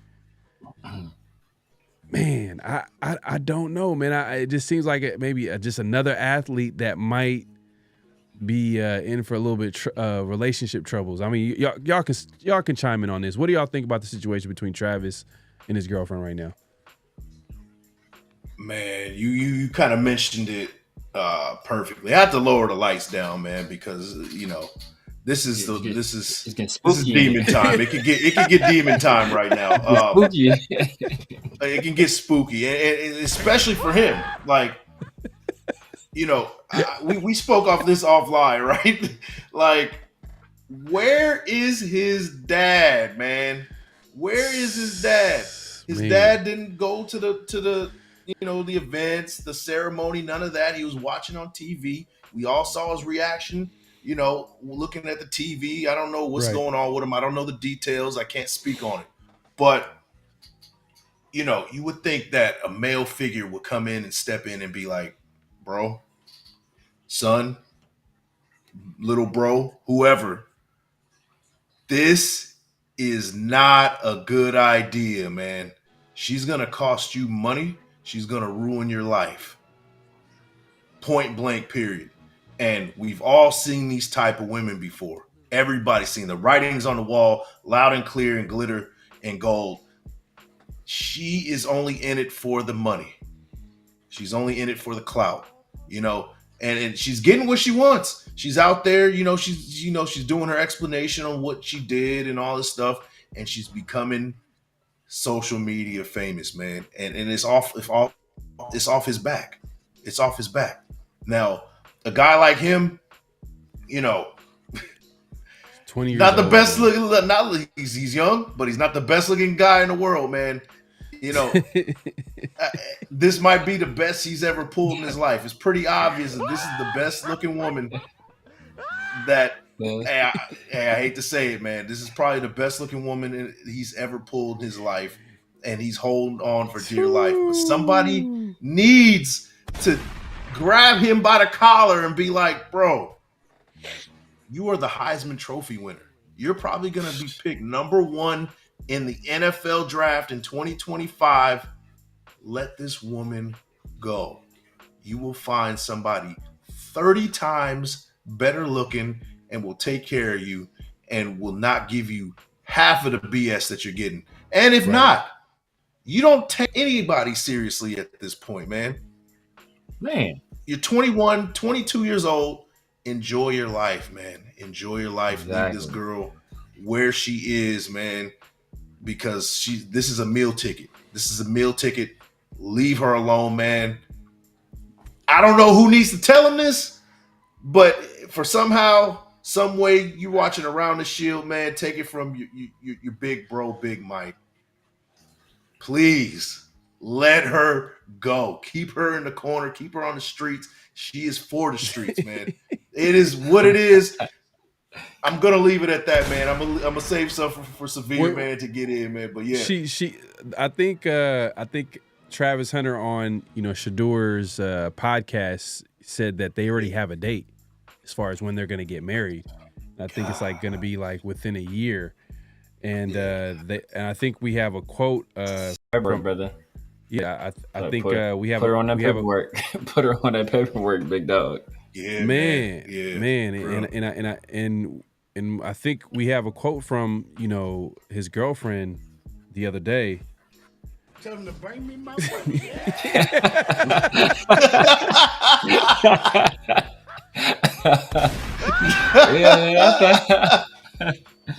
Oh man, that's hilarious. Oh man, but hey, look, it's at the end of the day, I understand like people. The reason why we're talking about it, because some people are like, hey man, it's none of your business, and da da da da da da. At the end of the day, they put it out there. This is on the internet. Like how you like I'm not. It's not like I'm looking for this. Like it's just on the internet. It's going viral. Everybody's talking. Like why are you? That's the problem. Is she's bringing all this negative attention to Travis Hunter, meaning that this is not on.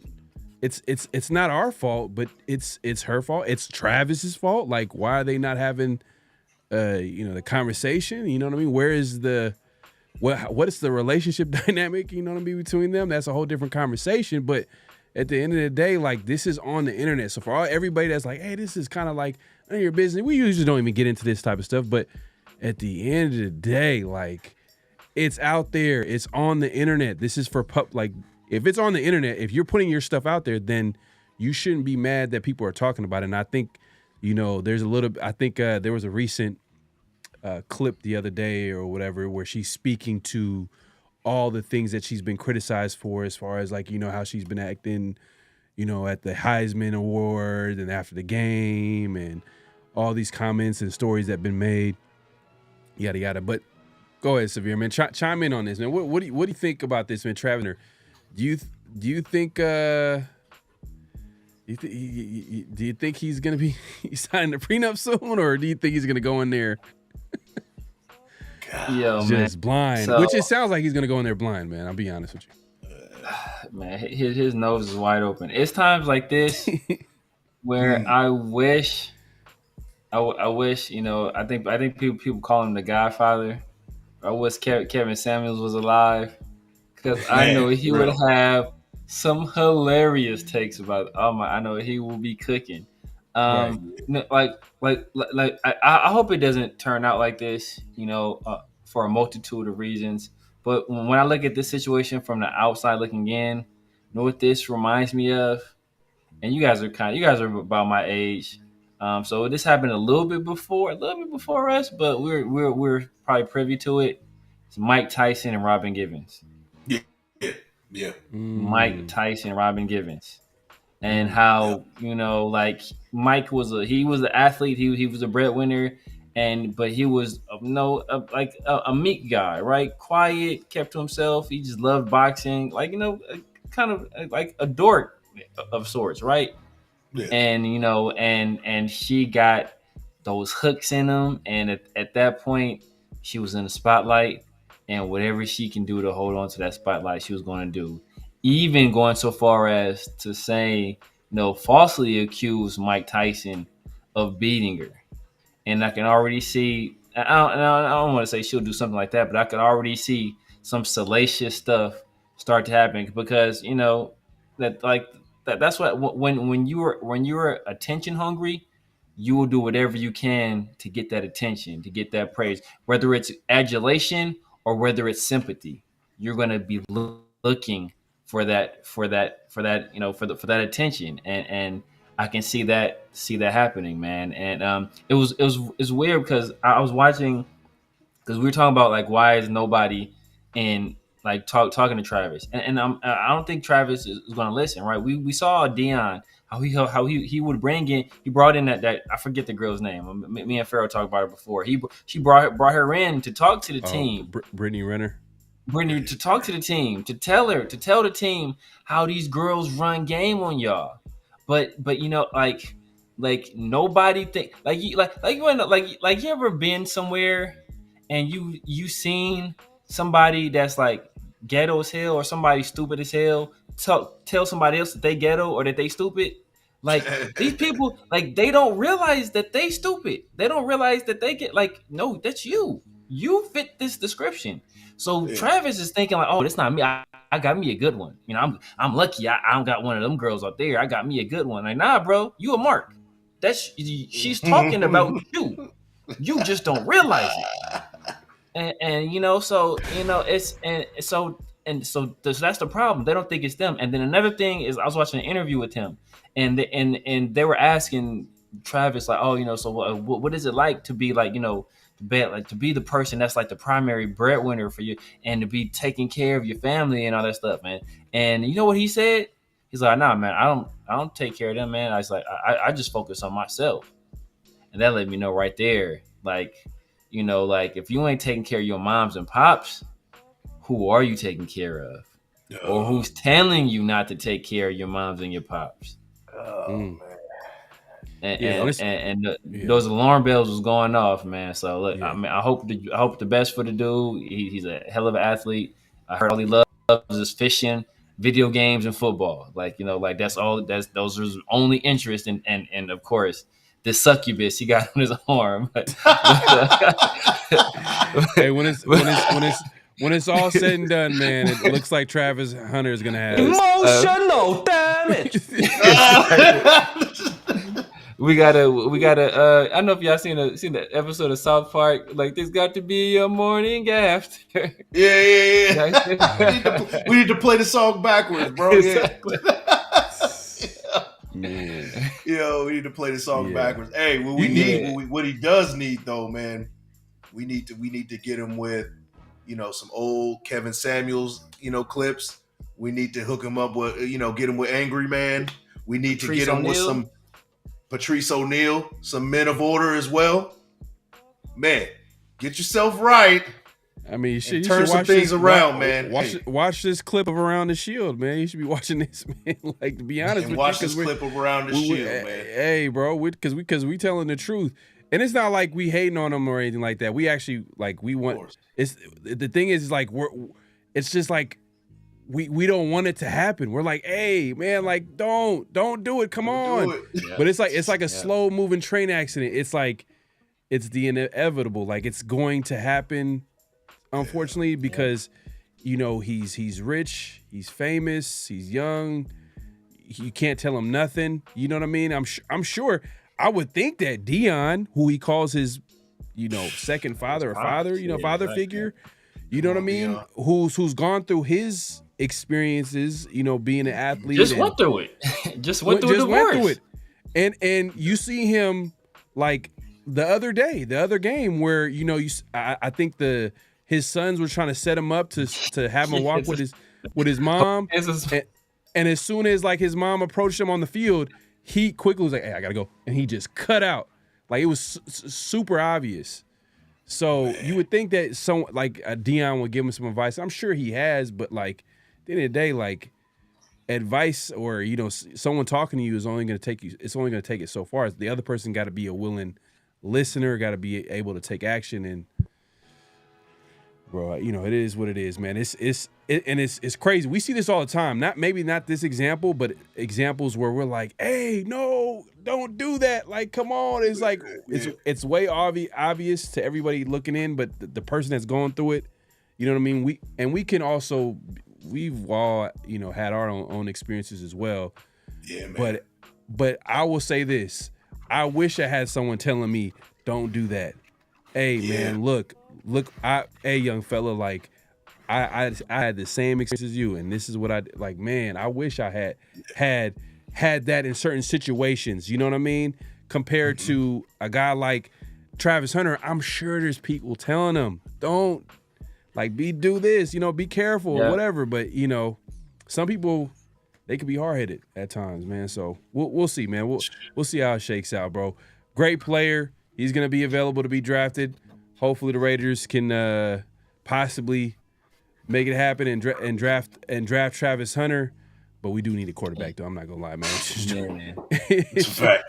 If Cam Ward is on the board, Cam Ward, and Shedeur Sanders, that woman in Vegas. Oh no. Whew. Oh no. You never this know. This can't happen, bro. You never. Hey, you never. You oh never know. My God.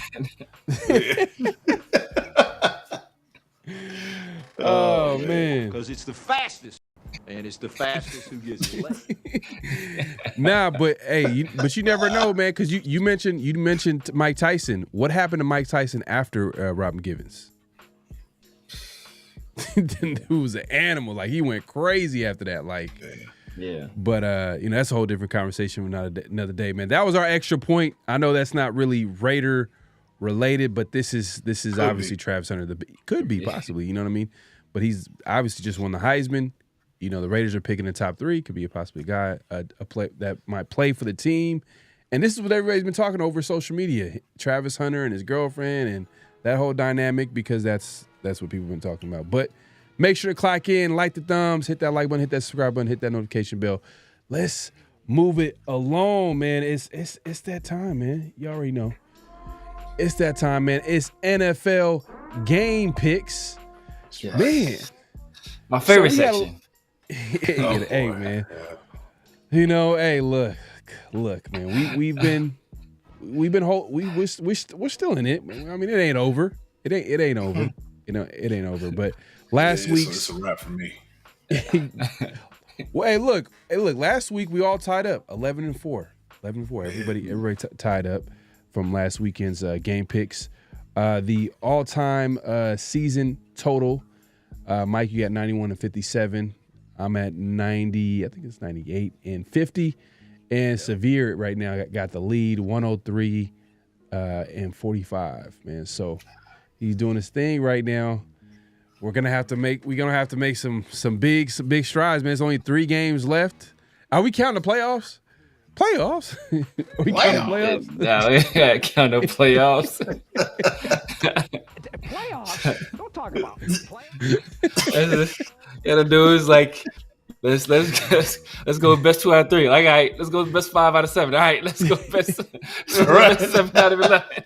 All right, let's go best. Man, that's hilarious. Let's count next season too. Exactly, right? We go exactly. Like, do the preseason games count? Because oh man, yo. But hold give me 1 second, man. I'm gonna put the game picks on here, but yeah, man, it's looking tough right now. But there is a chance. There is a chance. Let's see. I'm about to pick the opposite of everything that Severe picked.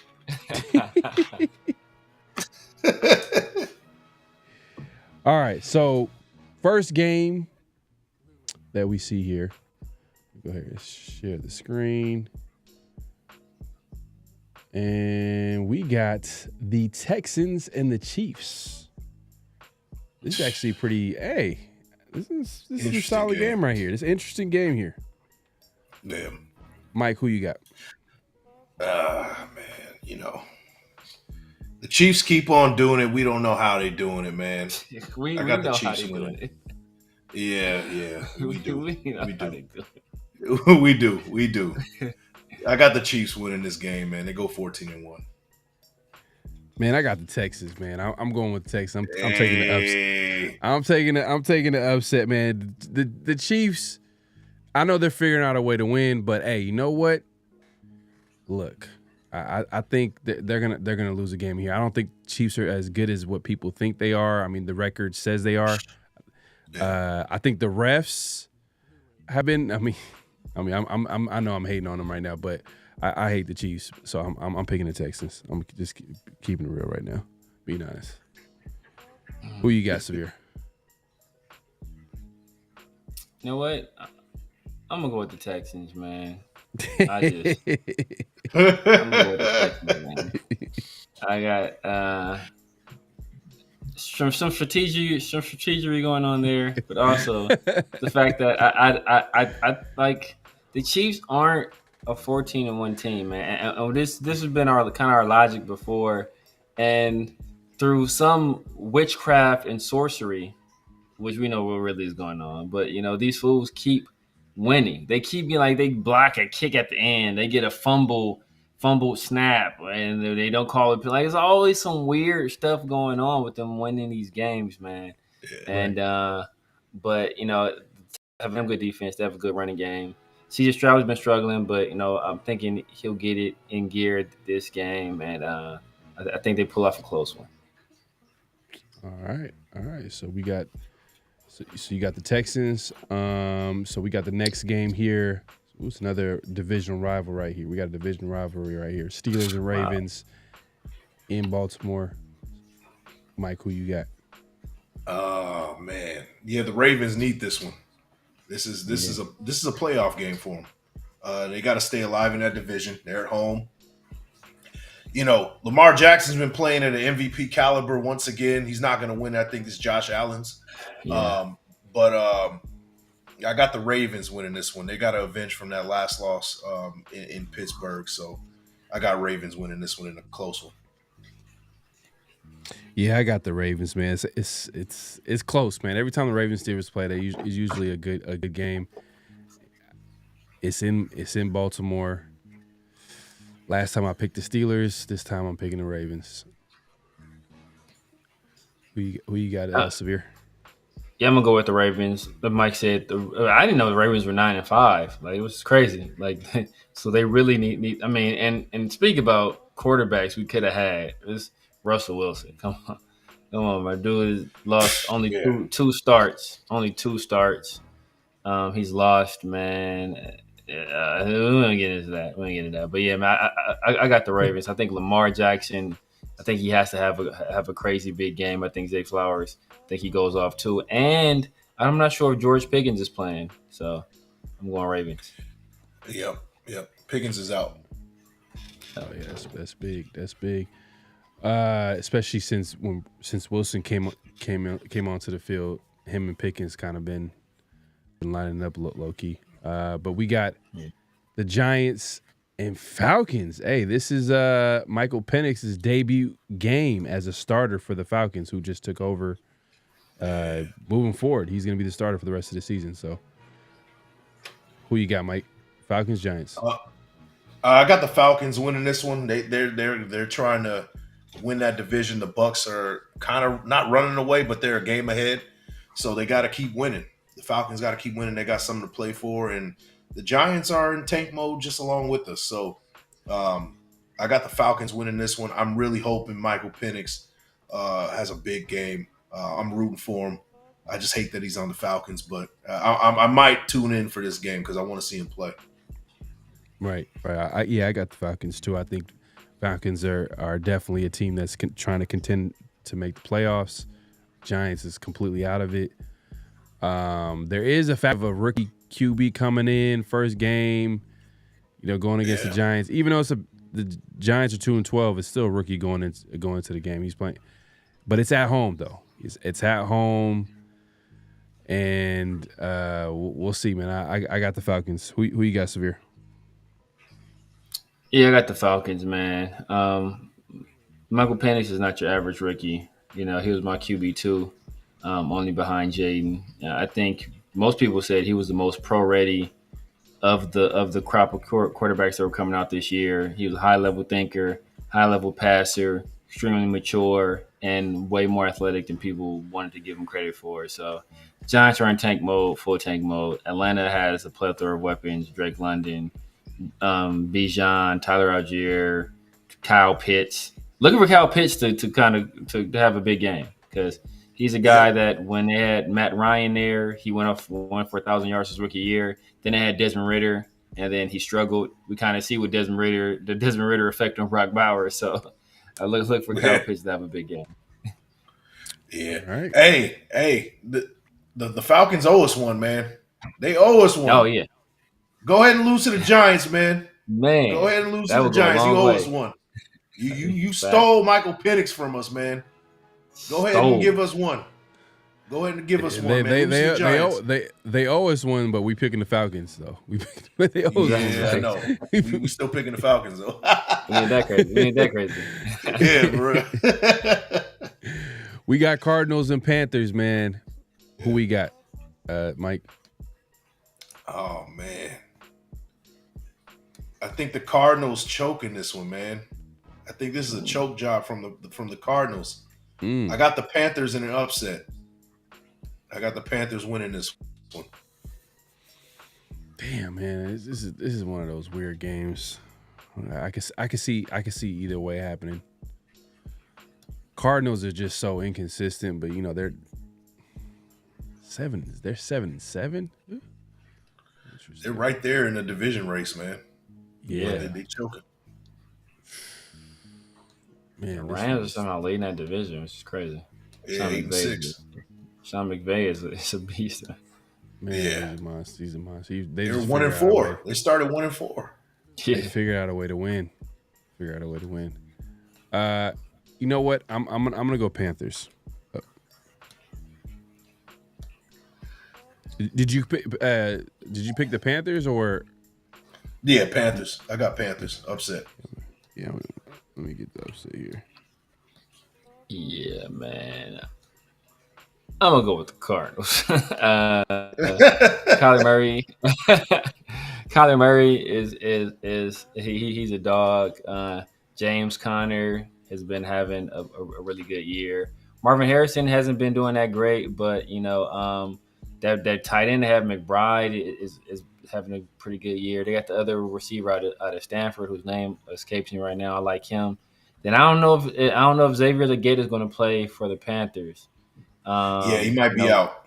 He might be out. Thielen's been having a little bit of a resurgence recently, but Bryce Young may progress to the mean. He had a bad game last game. He may counteract that with a good game this game, but I'm gonna trust Kyler more than I trust Bryce. You're talking about Michael Wilson from Stanford. Yeah. Marvin Harrison's been struggling this year. Oh yeah, he's struggling. He's struggling? Okay. Brian Thomas been better than him, low-key. But Brian Thomas and Malik Neighbors, they both been better than him. Yeah. Brian Thomas been balling.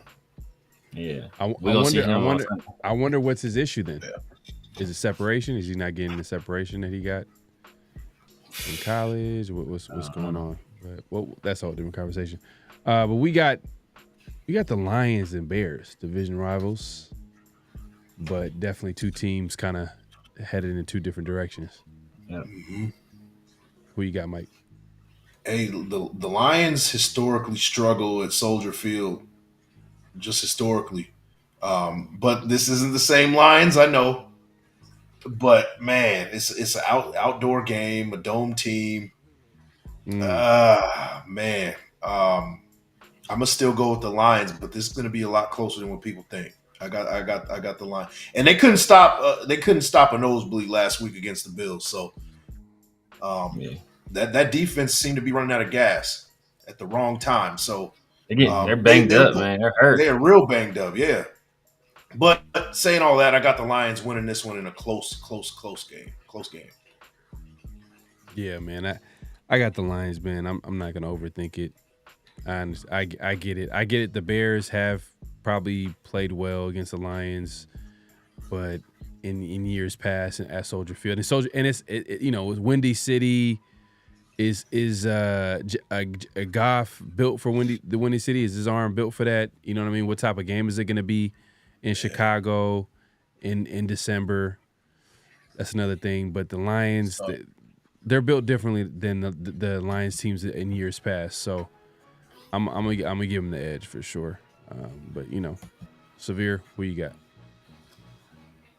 Yeah, I'm going to go with the Lions as well.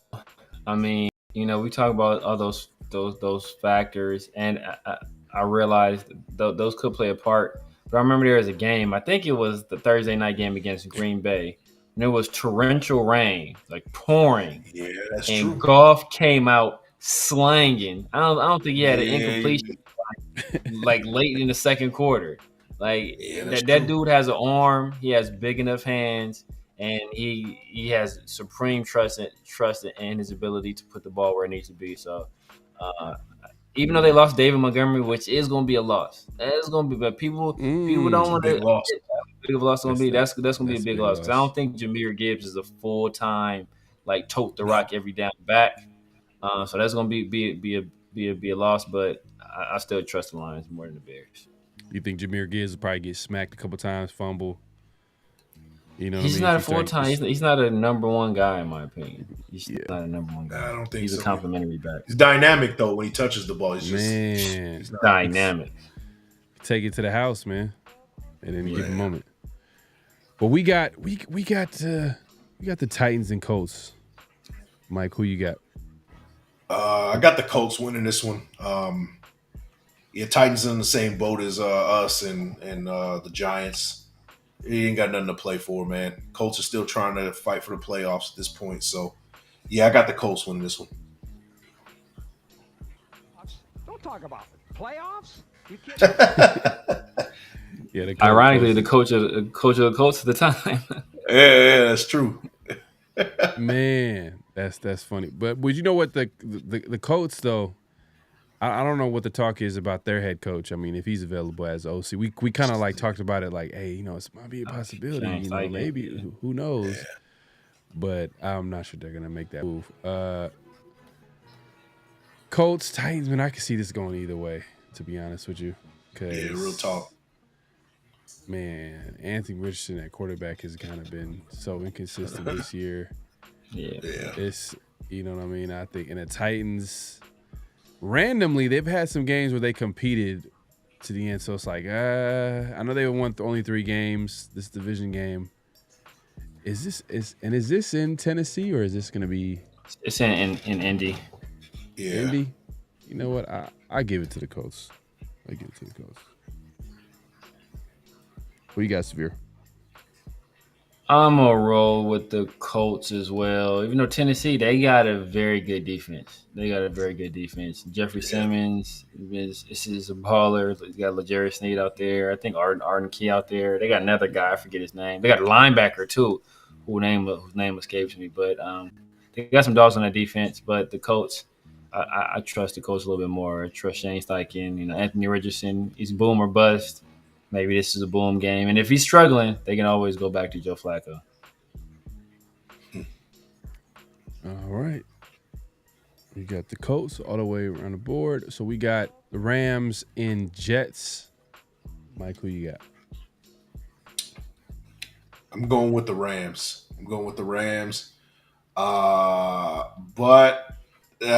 Man, I don't know why I keep falling for the Jets stuff. I'm not doing it this week, though. But I think this game could be close. I really think this game could be close, but I'm still going with the Rams. Yeah, I'm going Rams too, man. I just don't believe the Jets is just. Yeah. I said I was gonna pick them the rest of the season. I'm gonna stick to it. I know it's crazy for me to say that, but it is what it is. At any given moment, Aaron Rodgers. His documentary's coming out, by the way, too. Yeah. I want to watch that. Hey, by the way, this is hella off topic. Did y'all see the Vince McMahon documentary? I haven't checked that out yet. I gotta check that out. No, you check that I think I'm gonna do that. I haven't seen it. Talking about the Netflix one. Yeah, on Netflix. Yeah. Is that the super random? I just seen it. I just watched it the other day. This is random too. What is that? The Vince McMahon? What's the meme everybody be using when he be crying? Is that from there? Oh yeah. Or is it from something else? No, that's not. It's not from there. It's not from there. Okay. It's not from there. It gets me every time. I'd be dying. Yeah, it's hella funny. It's hella funny. It'd be hilarious. It's hella funny. That's Devontae now that he's with the Jets. Right. But I will say this though. It's clear that the documentary was trying to go after Vince a little bit. They're going after Vince. Yeah. But it was just interesting to watch just because like you kind of see like the trajectory of Vince McMahon from how, where he started, his dad, owned wrestling league, and then he kind of how he came up and stuff like that. And that's a whole different conversation. But let's get back to the game. But yeah, the Aaron Rodgers, that's why I brought it up. Aaron Rodgers documentary is coming out too as well. That's going to be interesting. That might make or break his career. Do you think it might make or break his career? Just because, make or break his career? No. I mean, not his career. More so, his current perception. Perception, where teams will be like, "Hey, this dude, he's not all in on football. I don't want no part of this." I mean, maybe a Jacksonville Jaguars might, one of them small market teams might take a page from Aaron Rodgers. But do you think or Las Vegas Raiders? If we do that, bro, come on, man, you got to take that back, bro. Come on, man. I don't think it's gonna happen, man. But cannot win with a quarterback. Cannot coach with him. Can't do it. I want winners. I want people that want to win. I don't think he's all in football, man. I don't think he's all in. I think his perception and his legacy should save him. Like it won't even happen this year. Save him doing something crazy next year, winning Super Bowl. His legacy is locked in stone. That being said, they came through for me last week, but I ain't picking them this week. I'm going with the Rams. I do not trust the Jets. There's speculation that Garrett Wilson might ask for a trade. They getting hit now. Can't trust him. So we got the Eagles and Commanders. It's another division game. Mike, who you got? The Commanders beat the Eagles last time they played, right? Am I right? Yes, I believe so, yes. Yeah, that's when I think that was a Monday night game from what I can remember. But Eagles avenged that. Might be their last loss. It might be their last. Yeah, the Eagles are on fire right now. And I'm rolling with the Eagles in this one. I got the Eagles. Man, I just keep picking. Man, what you gonna do? What you gonna do, Farrah? What you gonna do? I don't want to bet against the Eagles. I went against them last week, Eagles right now, they're hot right now. But yeah, I'm gonna have to go Eagles on this one. They're the hot team, and Commanders offensively haven't been like firing all cylinders. It feels like. Yeah. I'm going with the Eagles. Go ahead, Severe. Who you got? Yeah, Jaden is my guy. It's my nephew, my doppelganger. The guy wanted to be our quarterback, offensive rookie of the year. I think last game he kind of they take the foot off the gas late in the game, almost end up costing them the game. But the Eagles are on a tear right now. Nick Sirianni is out to prove everybody that said anything bad about him proved him completely wrong. Yeah. I think the Eagles win this one.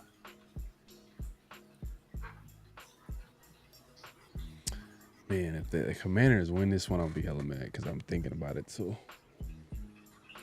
Yeah. Browns. I'm just jabbing her. It's the 12th round for me. I'm just circling a ring, popping my jab. Popping my jab. Man. Browns Bengals, man. Who you got, Mike? I'm going with the Bengals, man. Browns are done. Hey, I'm over here like, hey, you got any more of them upsets? Like, I'm down like 11. Man, I need a miracle, bro. But I'm going with the Bengals. I'm going Bengals too, man. You know what? Jameis Winston, I think officially went to the bench this week. Yeah, he's not playing. Jameis not playing. The Browns ain't trying to win no more. They don't want to risk winning no more games either. Yeah.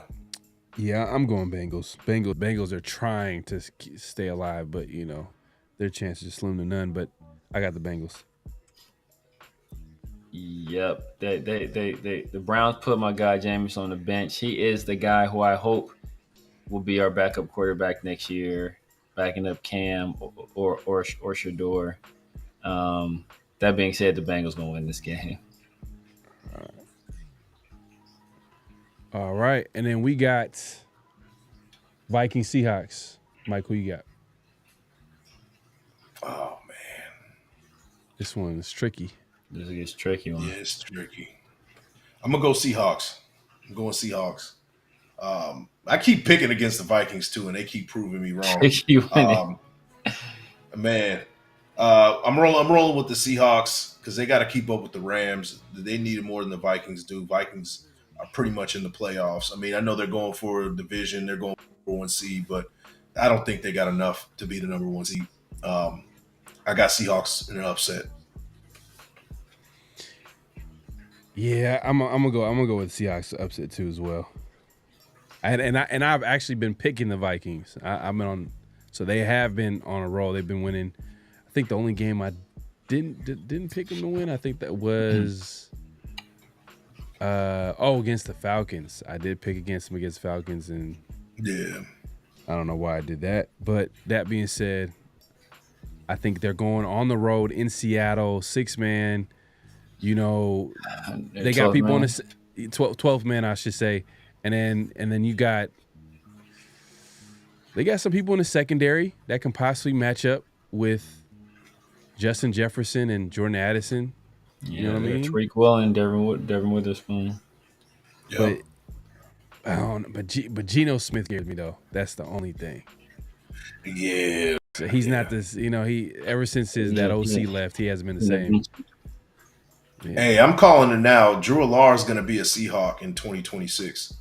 So he's not coming. You don't think he's coming out this year? No, he's not. He's not. He's going back. Yeah, he's going back for his final season. Damn. He was smart. He might be. Yeah. He might. It's a QB class for Arch. I think there's another guy too. I forgot. There's another guy that's going to be coming out. But he may hunt Wyman. There's a few guys. That Tennessee quarterback is nice too. Oh yeah. And Nico. Yeah, Nico. Yeah. Yeah. Yeah, smart. Yeah, I mean, Geno. I think Geno maybe at one point he was leading the league in passing. I would say like he's probably still top 4, top 3, top 4 right now.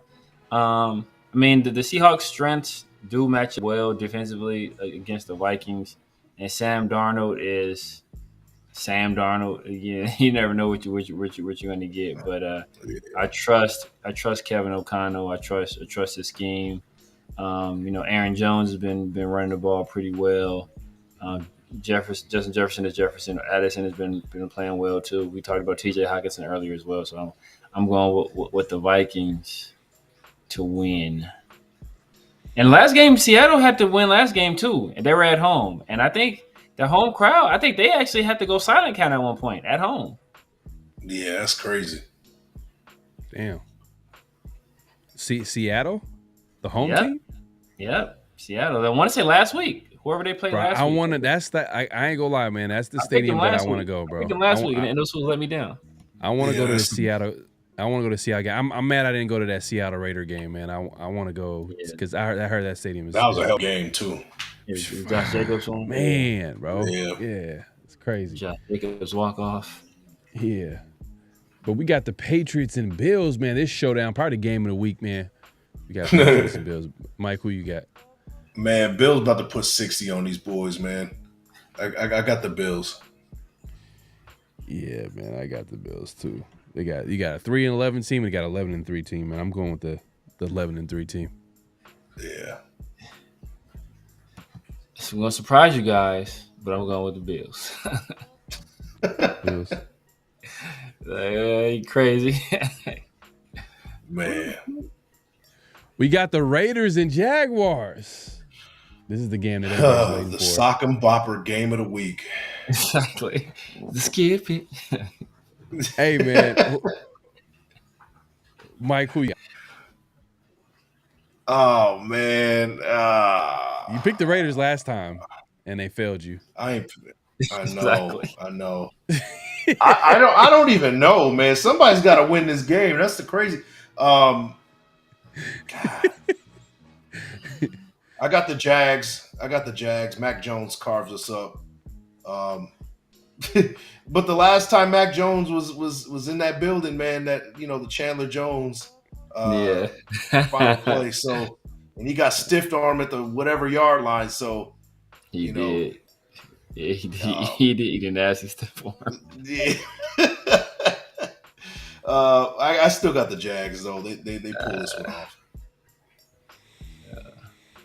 You know what, man? If AOC is gonna start this week, man, I got the Raiders, man. Right. If you Travis Hunter right now, bro. I'm just saying. I think the Raiders they've been flirting with some of these wins, meaning that they've been playing hard. The games have kind of gone to the fourth quarter, and they just haven't found a way to finish, which is a sign of a bad team. But that being said, this is the Tank Bowl. 2 bad teams. Mac Jones, the Jaguars. It's going to be disgusting. And I think the Raiders, AP, he's trying to win. AP, as much as we're all like, AP's not coming back, but he's going to try to win to make his case to come back. And I think the Raiders, they figured out a way to win. I would be more confident if Max was playing. Max not playing, kind of like, man, like I don't know who's gonna step it up on defense. But I got the Raiders, man. I got the Raiders pulling this out. I mean, I said I was not gonna pick them again this season after picking them. I forgot what week it was, but I got the Raiders beating the Jaguars. Severe, who you got? Yeah, I got the Jaguars, man. I honestly, man, it's gonna be a hot take. It's gonna make some people. That's for sure gonna piss some people off in the chat. I just think Mac Jones is a better player. Ain't no con, to be honest with you. I think Brian Thomas he's the second best weapon that's gonna be involved in the game behind Brock Bowers. Etienne and Bigsby. I think either one of them could have a big game against us. We do not stop the run well. You saw what Rashard White did against us in Tampa. And Bijan, right? And Bijan did it quietly. Like so. Yeah. He could have had 200 if they gave him the ball more. Exactly. Right. So I just think Etienne or Bigsby, one of those guys, going to have a big game against us. And I think that is going to. I think we fight hard, we keep it close, but in the end, the Jaguars win. I'm betting on AOC right now. AOC coming back. AOC, he typically has, he looks solid, and then the next game, oh my God, this dude's trash. And you know what I mean? So the last game, he didn't play too well. So this game coming back, I think he's gonna be focused. He's gonna be trying. He's gonna get his boy Brock the record. It's at home. You know what I mean? It's just it could go either way. These are two bad teams, to be honest with you. Like, it's a flip of the coin at the end of the day. But I'm going with the Raiders. Hey man, look, I think I'm the only one who wearing a Raider hat, man. What happened to my Raider fans? I thought y'all were Raider fans out here. I'm just joking. I haven't worn a Raider fan in weeks. Look, this fool Aiden O'Connell got hurt getting pushed on the ground, bro. I cannot trust this man. Yeah, this dude. I know. But if Ritter starts though, it's for sure Jaguars for sure. Like Ritter he's worse. Oh yeah.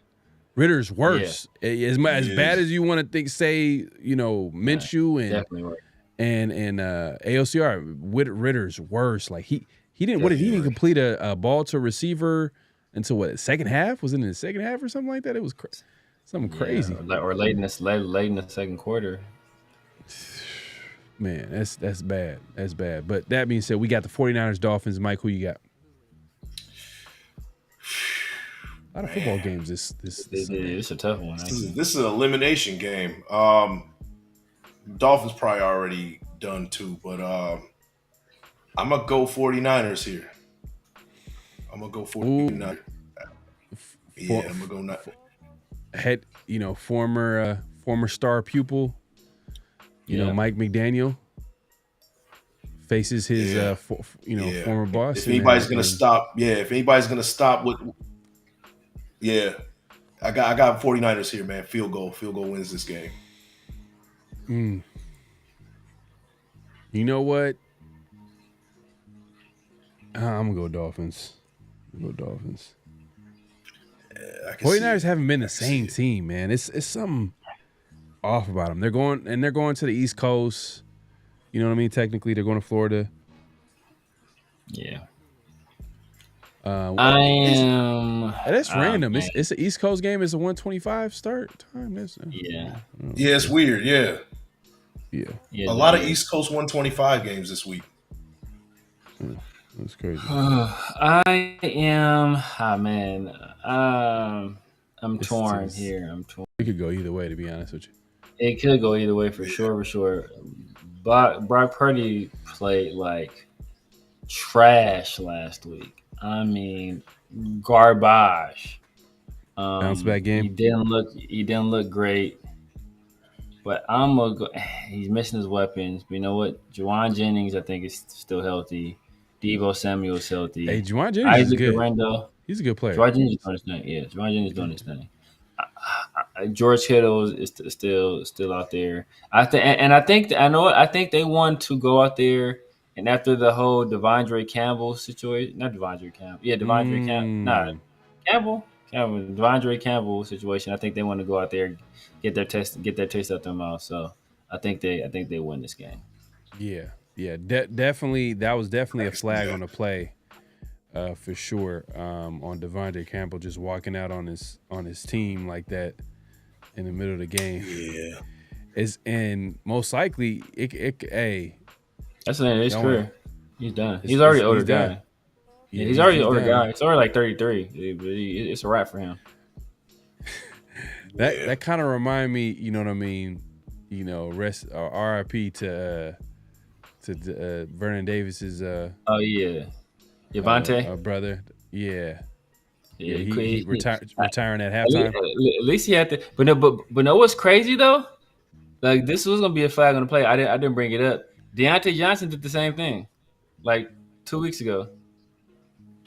Oh wow! What did he do? He refused to go in the game for the Ravens.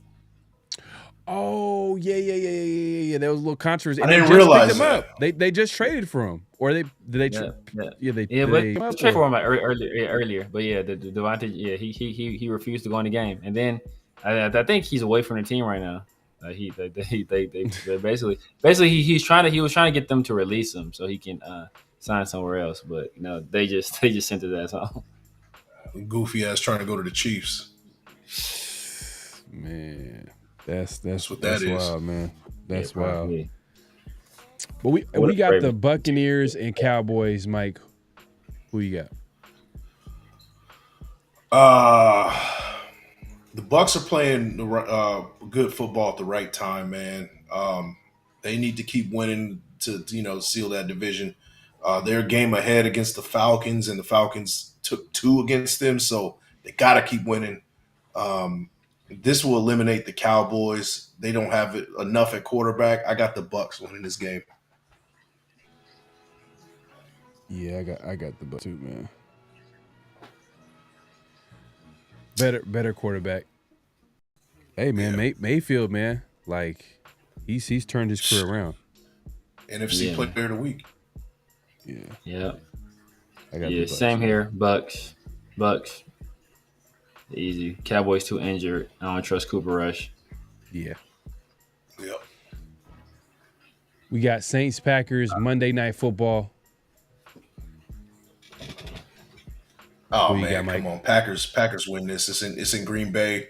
Josh Jacobs, another 2-3 touchdown performance right here, man. Packers win this one at home easily. Yeah, I got Packers, man. Packers, Green Bay, Saints, they might be bad for a while. I don't see this team. Yeah. Like, they got too much issues, from their cap trash, situation. And they're bad. It's just they're older veteran team. It's just like, man, so many. This is Saints are gonna be bad for a while. Anyways, I got possibly no Kamara either. I heard Kamara's out. So no Olave, no Shaheed, no Kamara, no Taysom Hill, and Spencer Rattler making the starter quarterback. It's gonna get spooky right down there. And then Matt LaFleur is just, man. What Matt LaFleur, man, that dude is legit, man. That dude is legit. I don't know where his brother is right now, but if you're looking at OC candidates, his brother, definitely take a look at his brother. Because what Matt LaFleur is doing with the Packers it needs to be studied, man. Because his scheme is on point, man. His scheme is on point. So you going with the Packers? I'm going with the Packers, yeah. Boom. All right, man. We'll see how it shakes out, man. Next week on Around the Shield, man, we'll see the results of the game picks. We got a couple of possible upsets here, man. Like, I think I went with the. Let's see. Yeah. Man, we all. I think I picked the Raiders, the Seahawks. I'm trying to think of. I think that's the only really upset that I picked. Yeah, I had the Panthers winning. That was one of my big upsets. And the 49ers beating the Dolphins. I mean, that's not really upset. Yeah. Oh yeah, I picked the Dolphins too. So how we label upsets is basically you're the only one that picked the team to win. So I think me and you kind of matched up on some of those picks, like the Panthers pick that you mentioned. Yeah, like I got the Cardinals. I got the Cardinals. I got the Vikings. Yes. This when we talked about the play earlier, this like y'all are Jacoby Myers right now. Y'all just lateral me to Hey man. I'm just saying. I made some terrible decisions early on. All right, I'll live with it. It's all good, man. It's all good. But hey, man, this has been a great show. We appreciate everybody coming through. Make sure to clock in, like the thumbs, man. Like, comment, subscribe, hit that notification bell. You'll be seeing this on all of our platforms. So if you haven't subscribed, make sure to do so. Man, what a great show. Severe, man, lets people know where they can find you, what to look forward to, all that good stuff. You guys know what it is, man. The Severe Raider, YouTube, IG, X, Snapchat, everywhere, man, everywhere. I'm trying to probably hit a blue sky, people been telling me to go over there, check that out. So I guess that's like the competitor to Twitter. So see what they talking about. You know what it is, man. We're gonna be back and better than ever this Tuesday of the 50-50 show. It's the first one we missed for a minute. First one we missed in a minute, but we right back at it this next week. I usually do a post game as well, and do another Tuesday show with my guy 805, man, with Chris from Protect the Shield, and then every Friday, Around the Shield, man, Around the Shield. You know what it is, 7 3/8 as well. Oh man, Mike, man, let the people know where they can find you, all that good stuff, man. You can find me Big Mike Raider, IGX, YouTube. First thing that pops up on a search.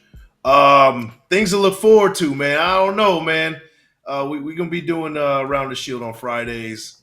One of these days we'll do a Victory Monday. One of these days, I don't know. We haven't won since the Biden administration, so I don't, I don't know. But I'm just counting down to April, man. But you'll find me on Around the Shield on Fridays. There you go, man. Hey, yeah, we do Around the Shield every Fridays. Make sure to tune in. Make sure to subscribe to everybody that you see on the screen, man.